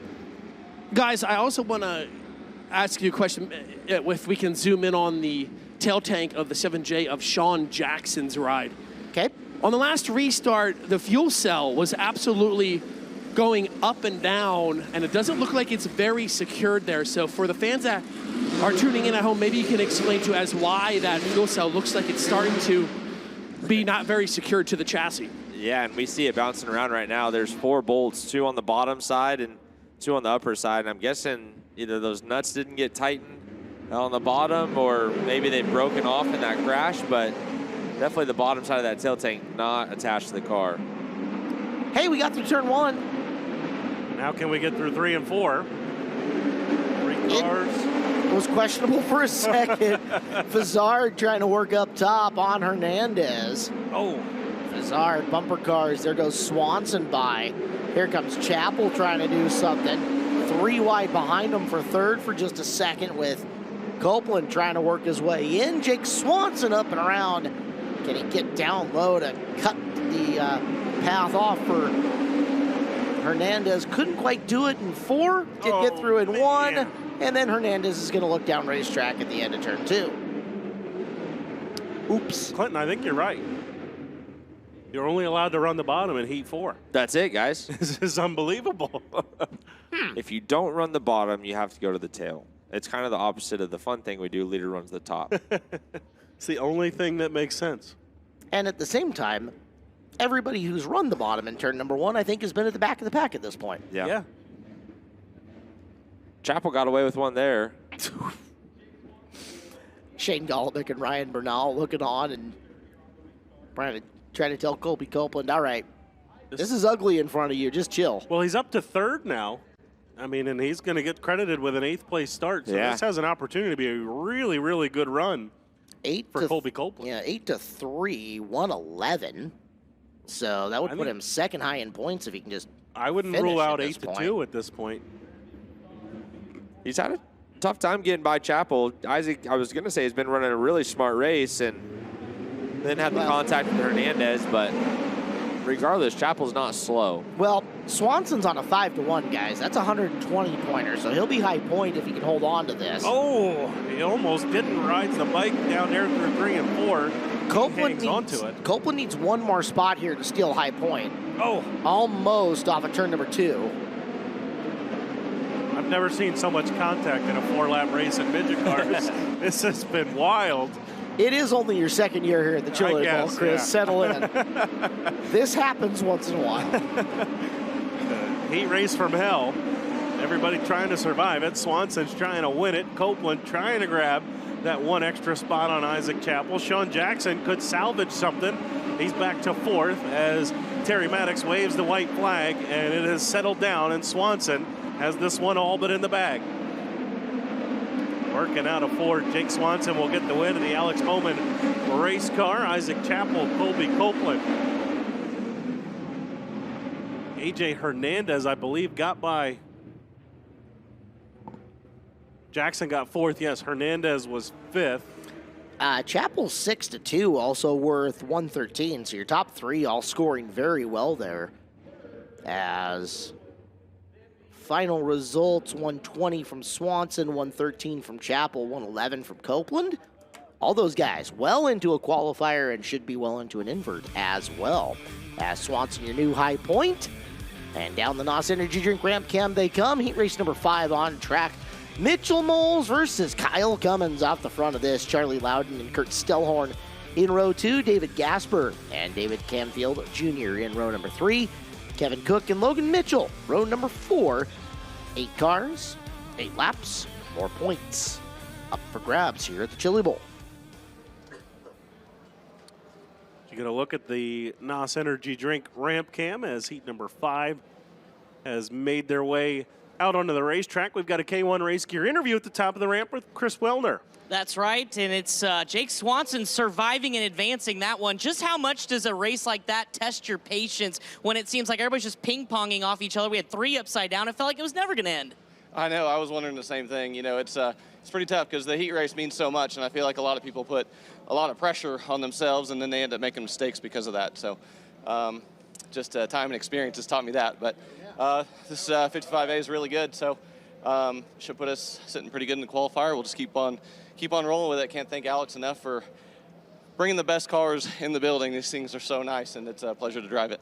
What's the racetrack doing right now? It seems like a lot of characters starting to develop, some bouncing around a little bit. You like where this is kind of heading for this 55 car? Yeah, I do. I think it's the racetrack's been really good all week, to be honest. So I think there's it's not quite as chopped up as it was yesterday, but you know, we got, obviously it's narrow right now, but we're gonna have a good racetrack come you know, qualifiers and B-main feature time, especially when it widens up. All right, that's Jake Swanson, winner of heat race number 4. Don't forget his teammate KTJ went yesterday, had a stellar run in the A-main. Jake hoping to do the same here today. Thank you, Chris. As they are firing up cars here for heat number 5, 5 of 9 tonight. As Caleb has mentioned, 74 entries tonight. A continued gradual climb. I believe it was 60 on night 1, 68 last night. Now up to 74 here on Wednesday night. And with 300 and now 70, let's say 3 projected entries, we're going to should be 80 plus the next 3 nights, or the next 2 nights after this. I can math real quick. Let's see what we got. I trust you. Thank you. Shouldn't. Well, you math. Mitchell Moles and Kyle Cummins, two guys we saw at the top of the Dirt Draft Hot Laps after their groups. Obviously, some more groups knocked them a little bit further down, but we saw these two have fast race cars. Tall task for either one of them, try and outgun each other, and then everybody behind them. So, with the late entries, let's just pretend I use 375 as now like a number. Roundabout. We've had 212 go after tonight, so we've got 163 drivers over the next 2 nights. So, yeah, you're right at 80. Right at 80. 81, 82 there would get to 163. Right now, we've got 8 more laps to get in heat number 5. Moles quickly fires off the bottom. Will clear by a car length. Cummins trying to come back after him down the back straight. They'll pull a couple of car lengths over the rest of the field. 1 and 2 early. Moles and Cummins, the cars in your screen. Stillhorn stops in the 17. Caution out. Kurt Stillhorn, who came off of position number 4, outside row number 2. Appeared to just stall it. Easy to do in the midgets. Jump on the brakes, and next thing you know, you've locked your motor up and you're sitting there. Stellhorn, the next level medal ripper with an S-slinger in it out of Evansville, Illinois. Car fires back up, back to the back he goes. Second try to start this one. At least we know row number 1 at this heat race shouldn't be as problematic. Is that an easy way to put it? Say that now. I say that. I'm surprised we didn't go single file there. Every car had crossed the line except for the one stopped. I don't know that they've been one way or the other on that mostly, but Stellhorn opting to start a little ways back of the field that's doubled up. Come on, guys, you got this. Somebody smoking up a storm coming out of turn number 2, but into 3 they go.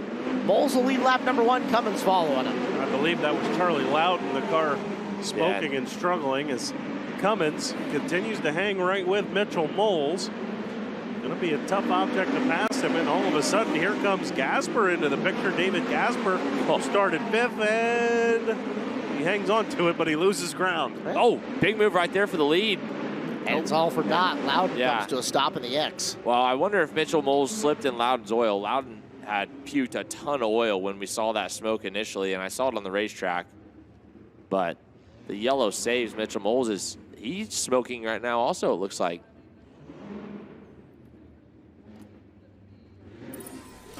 Take a peek at it as it all went down. As there's Loudon. He had been laying oil, and you can even see the oil kind of in those tracks. Yeah. His motor eventually locked up.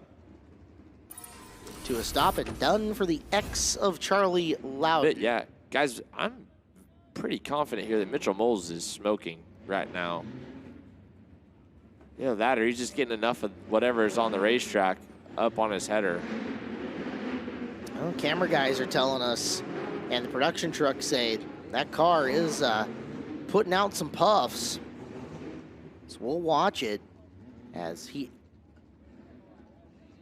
idles around the bottom, and from the infield, Earl Hoon Jr. is telling us that... part of me just wonders if it's not some of that fluid getting flicked up on the header. Yeah, it's kind of subsided now.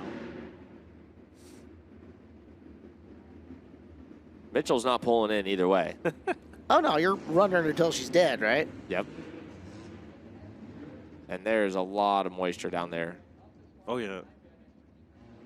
Very rarely do we see them being guided through the moisture for more than a lap or 2 in and around, but oh yeah, here comes the kitty litter to try to help dry that stuff out.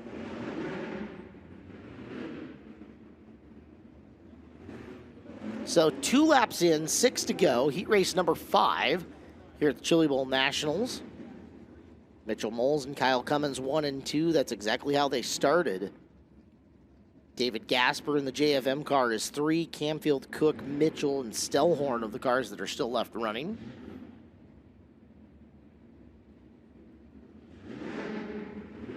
As they idle through, Terry is pointing to the cone on the front straightaway. And the traffic lights turn off. Orange cone, you have to drive around it. Between the cone and the outside wall, you cannot strike the cone, you cannot go underneath the cone, you cannot advance your position before the cone. Do any of those things and you will be penalized appropriately at the earliest convenience. We'll see. David Gasper, and it's not really close, has run the best lap of the 2 laps completed to this point. We'll see if Gasper can get in the mix here with this lead duo. As a good restart for Mitchell Moles, and here goes Gasper trying to show a nose to Kyle Cummins as they work here off of 4. Jimmy May and the JFM crew consistently field pretty good race cars out on the West Coast. They utilize a variety of drivers in them depending on what division they're running and who's free, but they're always quick. Tries to get up around the top of 1 and 2. Gasper some problems that allows Cummins to get away from him. And, up and on his top, Kurt Stillhorn has not had the greatest heat race. No, we've had a couple of guys who have had some heat races they'd like to forget. Stillhorn sat down, communicating with the crew. Trying to turn the steering wheel. Yeah. It turns. I haven't seen a signal for a hook yet. Here, push it around this way. It'll be fun. Appreciate you guys tuning in as we slog through a couple of heat races here at the Chili Bowl. When did we start running stock non-wing here? Yeah, no kidding. Right? Our flip count's up to 15. That's number 7 on today. Wow. Wherever you guys are tuning in, thanks for interacting with us and letting us know what you're watching. Ibach Springs replay coming up. Stillhorn into the corner. Trying to save himself from running into Logan Mitchell up on the top of the racetrack, who was a little squirrely. I think he'd have been better off running into him. And he has been pushed into the work area, and the lights are out. So we're going to get to it. 4 complete, 4 to go. Moles and Cummins into 1 and 2. Gasper with them as they roll into turn number 3 once again. Front half of the field distancing themselves from the back half of the field. And Cummins trying to keep Moles a little bit closer this time. Cummins, it looks like, able to hang with Moles, but again, when the racetrack has this much bite, you're going to need the guy in front of you to help you out a little bit when he's as good as Mitchell Moles is. And Moles is not likely going to do that as they work off of 4 to the white flag. 1 more trip around. Cummins putting some good laps together, but may not have enough time to get the job done. In fact, does not, because off this final corner, race is over. It goes to Mitchell Moles, Kyle Cummins, David Gasper. David Camfield Jr. is, we're going to put one in the wall right off the very end. Kevin Cook said, let's get in on this fun of turning race cars over in the heat race. Guys, that was absolutely massive. Yeah. That was as big as we've seen this week, I feel like. Crew out to take a peek. He came, I'm assuming he caught a right rear somewhere in the middle of turns 3 and 4 and absolutely came rocketing at the fence.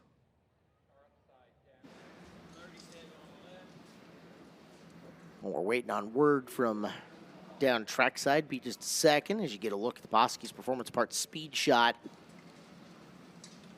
into the corner. Let's first throw things up top. K1 Race Gear interview and Connor Wade. He locked into last year's Chili Bowl by a runner-up on his prelim, and Mitchell Moles off to a good start tonight, a heat race win. Mitchell, how's this 19T rolling to start the night? Looked really good, able to keep Cummins behind you. Yeah, good. It's just tough when you draw a 7 like I did, and me and Kyle were actually joking in the bathroom before I said, you know it's going to be me and you on the front row. You never get the easy ones, and it just sucks for 2 guys that probably start in the back of that one and probably come up pretty good through the front and put on a pretty good show, so just sucks. But these guys have my car really good. There was a bunch of oil on the racetrack there for a little bit, and it made me really nervous. That's when Kyle snuck by me, and luckily when caution came out and they seen it and they let us roll it in, so props to the guys for that. But I can't thank these guys enough at AME and Stanton Racing Engines, FK Shocks, Spike Chassis, for just Smith Titanium for giving us such a great race car, and see where we go from now. Should still be in a qualifier for sure, even winning from the pole. Do you feel like you're going to be able to maneuver through the field, get by guys in the qualifier? Yeah, it's got to get slicker. It's got to build a big curb and get slick on the bottom and make it technical.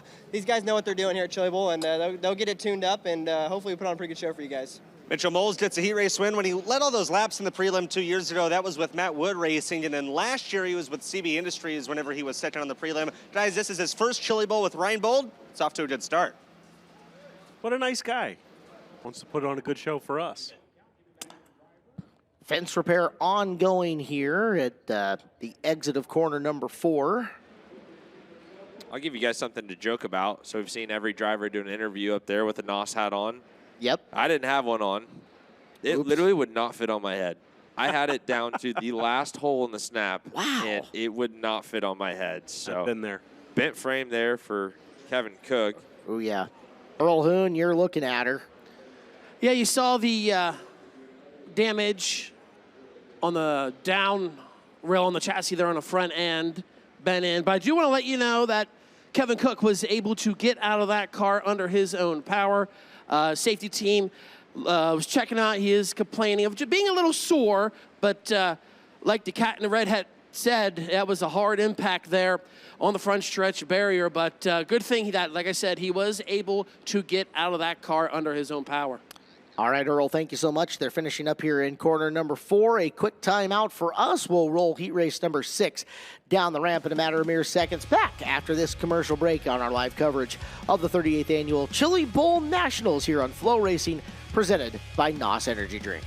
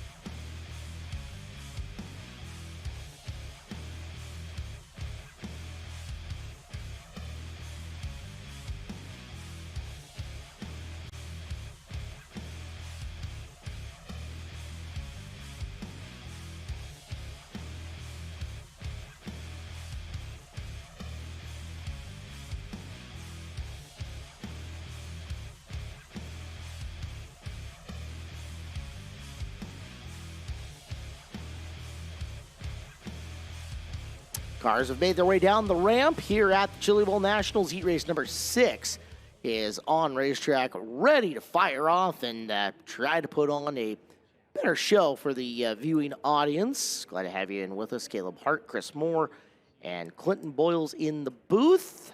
Connor Wade, Chris Wilner, and Earl Hoon doing our pit reporting duties.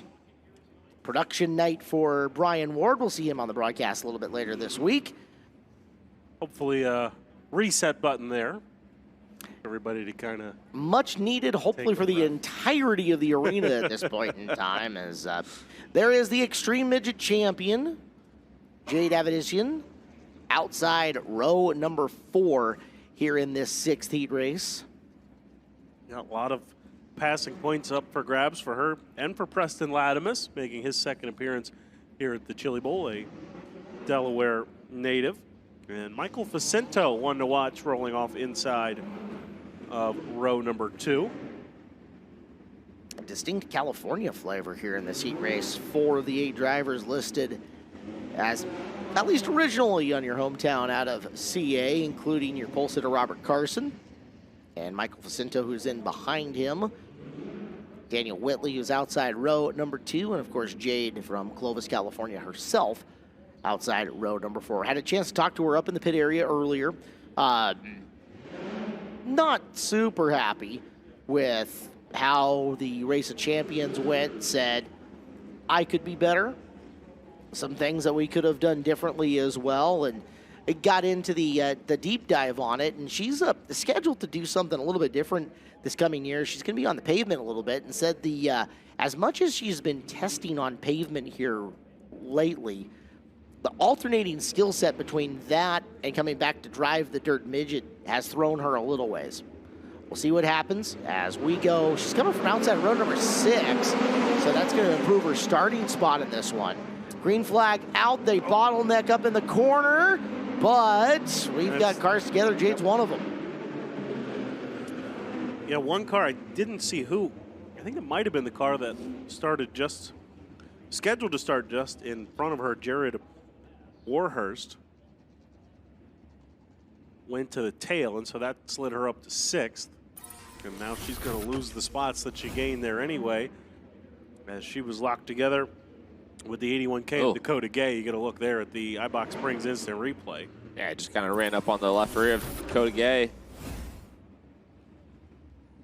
Hopefully it didn't tear anything up. I'm sure KKM crew down there is anxiously waiting to see if she just fires back off. Take a look at the right front of the race car, and so as it comes to life, it does. She'll gas her up. Yep, she appears to be okay with it.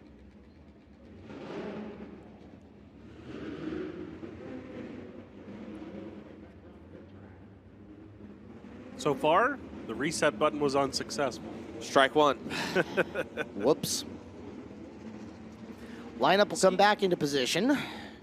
We see some of these crashes and stuff just out of younger, I think, drivers here inside the expo building.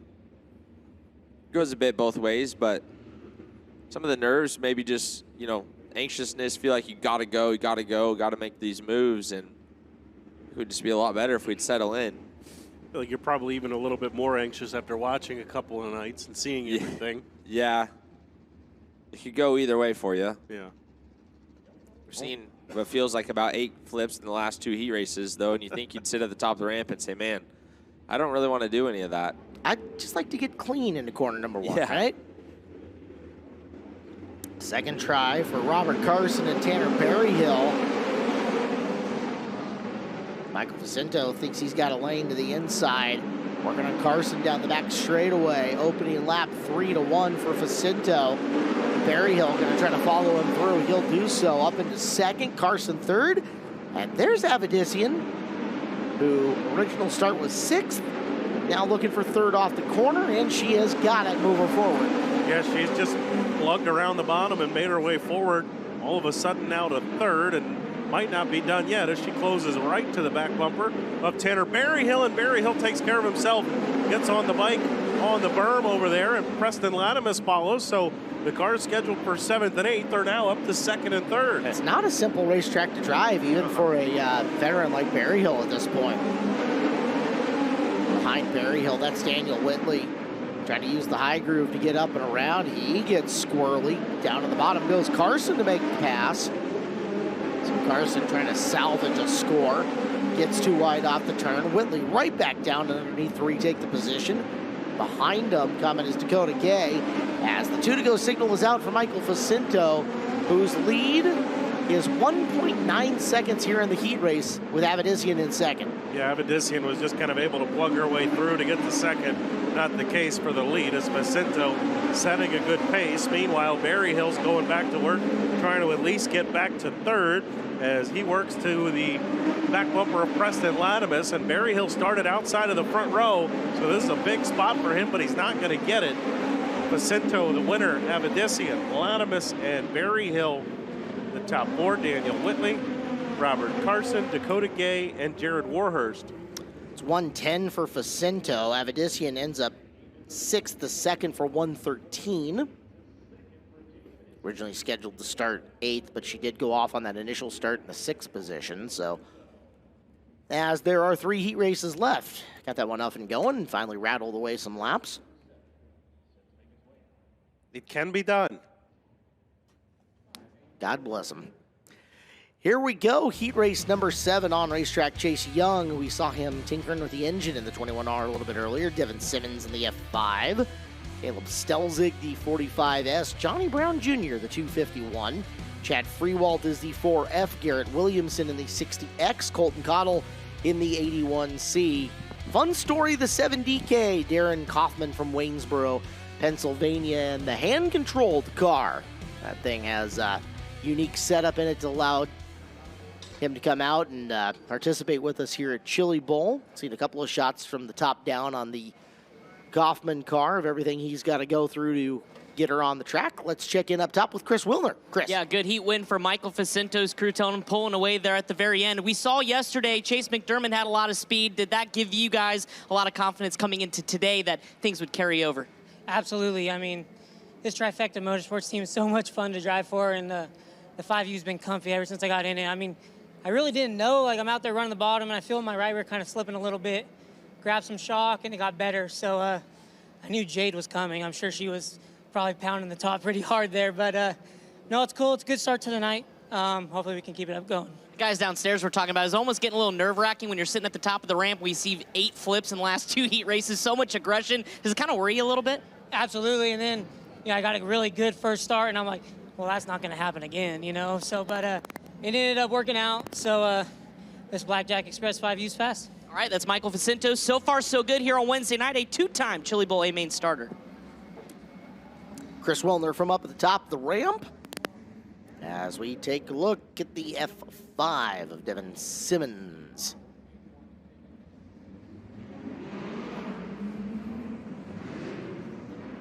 $70K, Darren Kaufman, that we're talking about, all hand control in that car for the driver coming to us out of PA.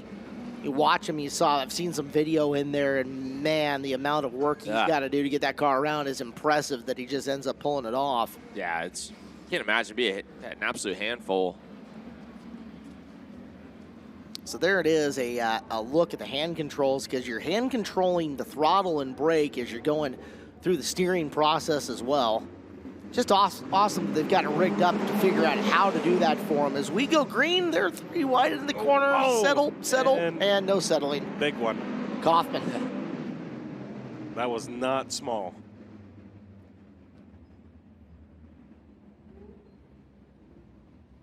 Tangled up with the 81 of Cottle over there in the turn. So this one going to take a second. As you can see, it looks like that left front of the Kaufman car might be in between fence and Jersey barrier over there in the corner. Matt Ward on the other side of the fence already kind of looking at it and going, all right, guys, how do we unhook this? How do we get her out from under here without having to do an hour and a half of fence repair? And there she is, wedged in and now wedged out. I guess Matt was getting ready to drive the 2-seater. Must be. Kaufman sat down with a head nod within the cockpit.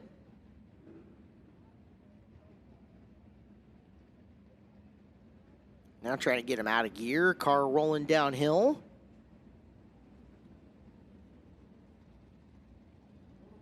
And away from the fence. So all good news there on the 70K. Surprised that car rolls. Not only that, that might roll well. I mean, hard to say without getting a good look at the right front, but so far, so good by and large. So far, all thumbs up as you get the iBox Springs instant replay. And right there. I think Cottle just checked up for the cars kind of all getting together in front of him, and Darren really had nowhere to go. Wow. Well, you can see the pretzel put into the front bumper, but other than that, rear bumper's kind of the same way. Yeah, Kaufman thinks he can refire and go. Everything else that we see, the key things on that, radius rods are intact, axle looks okay, shocks and springs still all hooked up. So let's fire the young man off and see if he can get up and rolling.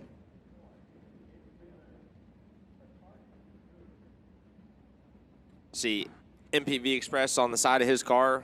What Mike does for a lot of drivers, including myself, is awesome. Mike, one of the best guys in the pit area, supports a lot of young talents, and he's a big part of Landon Crawley's efforts. Landon going full-time World of Outlaw racing this year. Well, so I guess the only way you can get guaranteed time in the work area is if you hurt the fence while you're at it. So while the track crew does a little bit of work on the fence, we are going to take a quick break here from the SageNet Center in Tulsa, Oklahoma. You're watching the 38th running of the Chili Bowl Nationals here on FloRacing.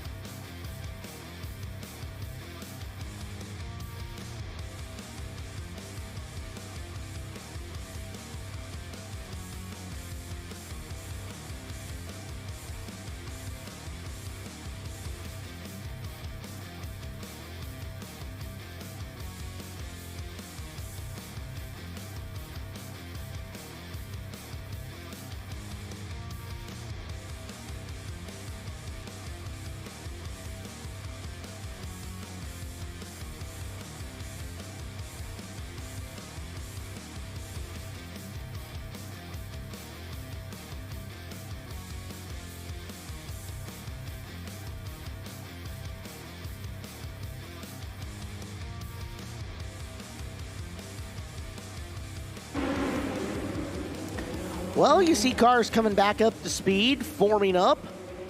And we're getting ready to relaunch here for our 6th heat race at the Chili Bowl Nationals. Make it 7th heat race, sorry. It's been a herky-jerky beginning to this night. Moments of brilliance, and then moments of not, of which that starts, all right, not high on the brilliance, and the yellow flags come out.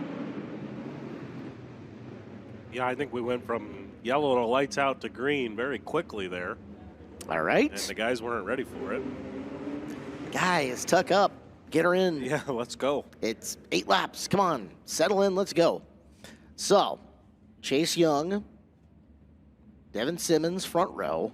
Caleb Stelzig, Johnny Brown, Chad Freewalt, Garrett Williamson, Colton Cottle, and Darren Kaufman. Through 1 and 2, off the top, bumping tires. That's Young trying to hold off Simmons. Simmons going wide around the racetrack. Young keeping him at bay for now. Back to the bottom of 1 and 2 with Stelzig trying to stick his nose in down low, and Williamson coming forward in the 60. One a little bit sideways there on the back straightaway. That's the 251 of Johnny Brown Jr. Able to hang on to it, but he'll fall all the way to the tail, and we will continue on. Williamson trying to get to the inside of Simmons in the 5. Meanwhile, pass for the lead. Stelzig has made his way by Young out of Iowa, and into the top spot he goes. Yeah, good run there for the 45S of Stelzig. Now here's Williamson to the inside of Simmons. He will take the 3rd spot, but gets bogged down here behind the 21R of Chase Young. Good 3-car battle here for the runner-up spot. Williamson will duck to the inside. They'll both get by Young for 2nd and 3rd. 81 of Cottle, who started in 7th. Look out, Darren Kaufman gets a piece of Brown in the 251. Yellow flag is out with about 3 laps to go on this. So Stelzig, your leader. 2nd currently Simmons in the 5. And 3rd the 60 of Williamson, or at least unofficially. As of the last completed lap, is now we've got a pry Kaufman and Brown apart out of the corner. And consider themselves pride.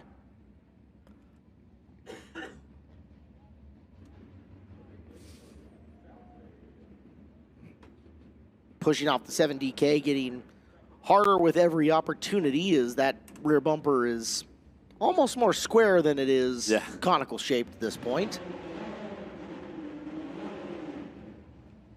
And I imagine everything he's got to do to get the car in gear, get the right gas on it, etc., makes it a little bit more difficult in and of itself, but rips the tear off. He got some front end damage on that thing too. That left front's bowed pretty good there. Well, hopefully he can make 3 more easy laps here. Stelzig, Simmons, Williamson, Cottle 8-4. Sorry, make it 7-4. Looking for extra spots. It's a great start for Stelzig, who just wants to get away. Yeah. Well, was it too good? Nope. Somebody tagged the cone. Cone strike numero uno.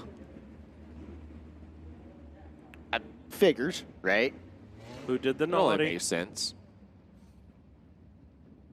All right, so who is going to be penalized? Is the Freewald in the 4? Maybe? It's the Shriners Hospital cone, by the way. Yeah, it was Chad Freewald in the 4. Back 2 spots for him. Back to green. Simmons trying the high side. Williamson low. Williamson, right rear, sneaks up past the left front, coming off the corner. Cottle pikes her up.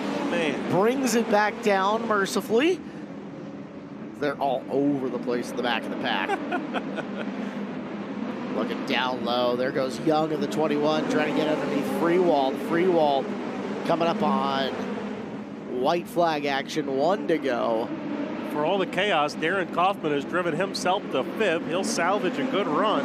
Stelzig gets the win. Williamson. Cottle gets 3rd at the line. Devin Simmons and Darren Kaufman, despite flipping, tearing up the fence, and spinning out, Darren Kaufman goes 8 to 5. Williamson 6 to 2, worth 113. Stelzig's 3 to 1, worth 110. Cottle's 7 to 3 is good for 106. So even though it was an adventure, some drivers end up with decent scores out of it. Yeah, one thing that these chaotic heat races have given us some pretty decent point benchmarks. We haven't seen a monster run, but we've seen a lot of guys at least over 100 at this point so far. You remember the old Muppets program, the 2 old guys that heckled from the bleachers? Yeah. It was terrible. It was horrible. It was great. It was terrible. It was short. It's over. Yeah, we love it. Heat race number 7 done. Heat race number 8 2 more up next. Dos más. We can do this.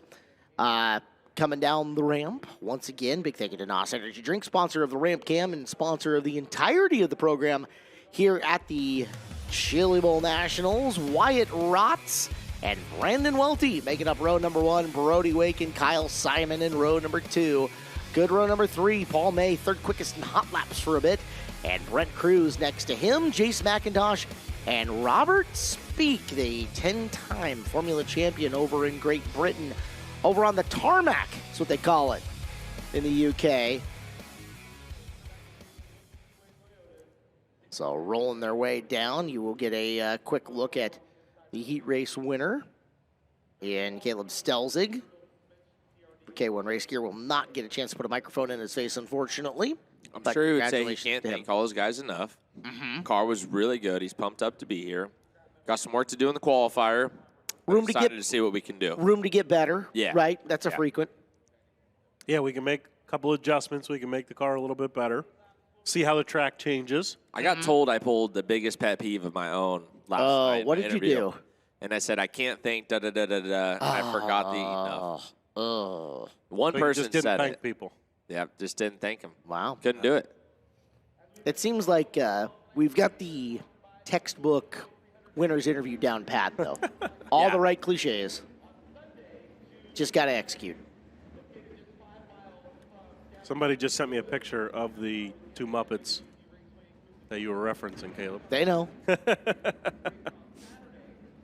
So again, this car you see on the racetrack, the 218, a very late entry here today. About noon is when I saw this come across from Tom Harris's Twitter that Speak would be in the car, trying to pop the European contingent of viewership here tonight. Start dead last, so work cut out for him, but we'll see what he can do in a midget. To my knowledge, no midget racing over in Great Britain. They'll put sprint cars out there that run a mix of pavement and dirt racing, but when I say mix, heavily skewed towards the pavement or tarmac side, as they call it. Obviously have some open wheel stuff that gets and runs, but I don't know. Chili Bowl Midget's its own unique beast, so we'll see how Speak adjusts to it. Sprint cars on pavement just does not. The last thing those race cars need is more grip and more speed. I don't. Some truth to that. Rotz on the front row. Welty, who was out there and running the Race of Champions. Good position for him outside row number 1. Wake in good position inside row number 2 next to Simon.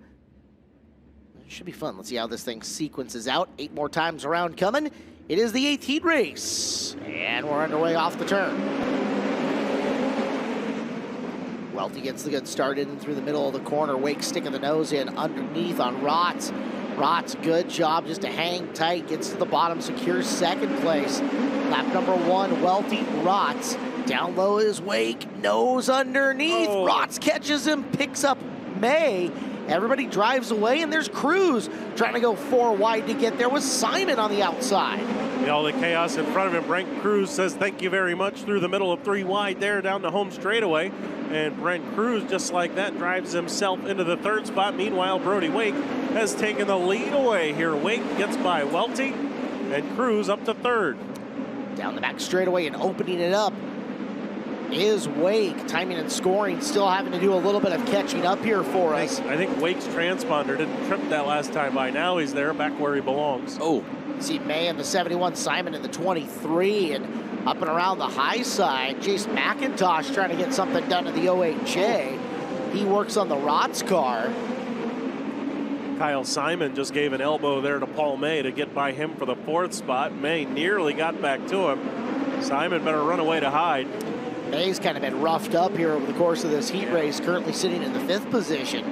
And you can see how roughed up he is as his right side Nerf bar looks like spaghetti noodles connected by stainless steel. Look at your leader, Brody Wake, with 1 lap to go. And from the inside of row number 2, 110 points for Brody Wake and moving forward to the qualifier. Yeah, Brody Wake put it on him there in that heat race. Welty 2nd, Cruz 3rd. Kyle Simon muscles his way to 4th, and Paul May, glad to be done getting punched out in that one. He'll round out the top 5. 6-3 for Cruz, worth 101. Second high scorer in that. And Robert spoke 8 laps of, oh God, we didn't have to look at Robert doing something weird. And that worked out perfect. I'm sure with the way that this night has gone, he was just happy to not be a part of everything that has happened thus far. Well, we're going to end this with a absolutely stacked up heat race number 9 with basically every driver from the East Coast loaded into one heat race. And I mean, you even heard Stevie say it in his interview with Connor Wade. He would just be happy with 7-4, looking at how good this heat race is. As you get a look at the lineup, Briggs Danner and Chance Crum will make up the front row. Kate Cowles and Alex Bright are in row number 2. John Sarna and Gage Laney in the 3rd row. And there's the man fastest in Dirt Draft Hot Laps, Stevie Buckwalder. Goes from 7th, and Michael Stewart rounds out the 8-car field here in heat number 9. A lot of good cars, a lot of talent in this one between Briggs and Crum sitting on the front row. Cowles, who had a good shootout, Bright right next to him. Even if those guys can pick up from the back of the pack and move forward, they're running in some really good race cars once they move up on this field, as that is a look at the Cade Cowles, number 70 from Coweta, Oklahoma. Bright car that you're not going to miss anywhere. One of the twisters in the field, made here locally as well. It's just so funny, the passing points thing, because no matter what number you pull, it could be good or bad, depending on what heat you end up in and who else ends up in your heat. The passing points really makes the draw interesting, because even when you pull a number, you don't really know what you've got. Yeah, I was yesterday asking around people what they drew, and saw Kevin Thomas Jr. and said, "What'd you draw?" He said 77. And I said, or he goes, "I think I'm pretty happy with that." I said, "Well, what happens if you're heat race number 1?" He's like, "Oh, well, I didn't really think about that." And then sure enough, he was heat number 1. So yeah, Chris Wilner, you're up top with our heat race winner interview. That's right. The Havasu Hot Rod Brody Wake gets it done for Dave Mack, Dalby Motorsports. And wow, heat race win at the Chili Bowl, man. You got a big smile on your face. What does this one feel like? Man, this is awesome. Our first Chili Bowl, I'm so glad I was able to win this. This team really set this car up perfectly for me, and I greatly appreciate them. We ran our race, was able to get to the lead, and just pulled away. What have you learned this week? I mean, you've got a whole stable of cars in this to kind of look at and study upon. So how big was it running today, getting to watch some of your teammates? Yeah, no, it was awesome being able to watch the guys, my teammates before, learning from them, and just seeing how cars react to different things, and it really helped a lot. Congratulations. Best of luck the rest of the night. Thank you. Brody Wake, big smile on his face. The Havasu Hot Rod, first Chili Bowl, gets a heat race win. Did you just come up with that nickname, Chris? I was going to ask Did you make that up on the spot? No, that's in his bio. Is it? Yeah, Lake Havasu City, Arizona.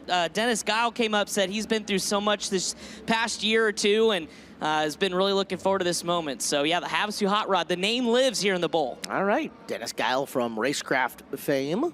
Thank you, Chris Wilner. I think it fits. This is why it's a problem that I can't read. All right, front row of this one, Briggs Danner versus Chance Crum. Settle in, guys. Final heat race of the night as the two young up-and-comers come off a corner number 4. We're underway with the final heat race. Cowles did not take off well from the inside of row number 2, and that's going to give opportunity for Bright to duck down to the inside. Pressure Crum getting into the corner. 1, 2, and 3. Danner, Crum, and Bright on lap number 1. Northeast versus Northwest. Unfortunately for Crum, he's the only one representing the Northwest, trying to hold off Bright as Danner tries to scoot away a little bit. Danner leads by here 2 laps in the books, almost a second further back. Here's Stevie Buckwalter trying to make some moves. Already up to 5th, trying to work around Laney with Stewart knocking on the back door. Big move by Buckwalter up off the top of the racetrack. Contact with the tires, and it folded the left front on Buckwalter. His heat race just went from great to terrible in 1 strike of the tire. That's so crazy, guys. That was not major contact by any means, and front end is done. And that move was going to get him exactly what he wanted. A 7-4. It's going to put him in what he felt like was a decent spot. With plenty of time to try to move even further forward. Yeah. You know, we've talked over the years kind of about going lightweight, trying to go down in terms of the structure and the heaviness of some of these parts. We're going to watch the replay and just watch the left front fold. Bang, right there. Yeah. And you wonder, you know, okay, we're making chassis stronger, heavier, etc., but you wonder if maybe to compensate, they went with a lighter axle or lighter hub spindle combination on that corner of the car, and that's part of what caused the fold. Yeah, hard telling. I know on my race car, I do have a lot of tie and stuff, but I'm not a small person, so I just kind of built it as a tank. It's going to need to take some battling because I'm usually out of control. So, well, Buckwalter up the ramp and going to have to make really quick repairs with that deep starting spot and what's going to look like a dead last finishing spot in this heat race. He's D-main bound, so they're going to have to thrash on that thing quick. See if Chance Crum can make any adjustments here car-wise with his shocks to get a little bit better. Doesn't seem to have the best car underneath him right now. Spends a lot of time working with the guys in CSI, so, you know, if he got that shock knowledge, the Chance does. See which direction he twisted on the knobs to try to make her good. Bright all over him for second. Crum trying to stick with Danner for the lead. Battle for second out of turn number 2. And Michael Stewart is not far behind this battle for second. He started 8th. Now he gets sideways on the berm. He'll lose ground, as you see. Crum and Bright continue to go at it. Bright nearly jumped the right rear of Crum. Instead, he'll gain a little bit of traction from it. Maybe it drives around Crum. Now he makes a mistake. These two really going at it. Top is a little treacherous to run, but Bright's keeping his foot in it. He is all over Crum for second. Crum going to stick to the bottom of 3 and 4, try to get a little further away from Alex Bright. Too high off the corner he goes. Bright's got second. And that was the white flag. These laps have clicked off quickly here with these two going at it. Briggs Danner loves every bit of it. He's going to walk away with a heat race win. Bright will get second. Crum gets third. Good run for Michael Stewart, 8-5, and Gage Laney rounds out the top 5. But it's Briggs Danner going 1-1 in the 9th and final heat race. Alex Bright, 4-2. Chance Crum, 2-3. And Michael Stewart, as we said, a underrated 8-4 there. Gage Laney, your top 5. As that puts heat race action in the books here for York Plumbing qualifying night here at the 38th running of the Chili Bowl Nationals. Jake Swanson should be your high point.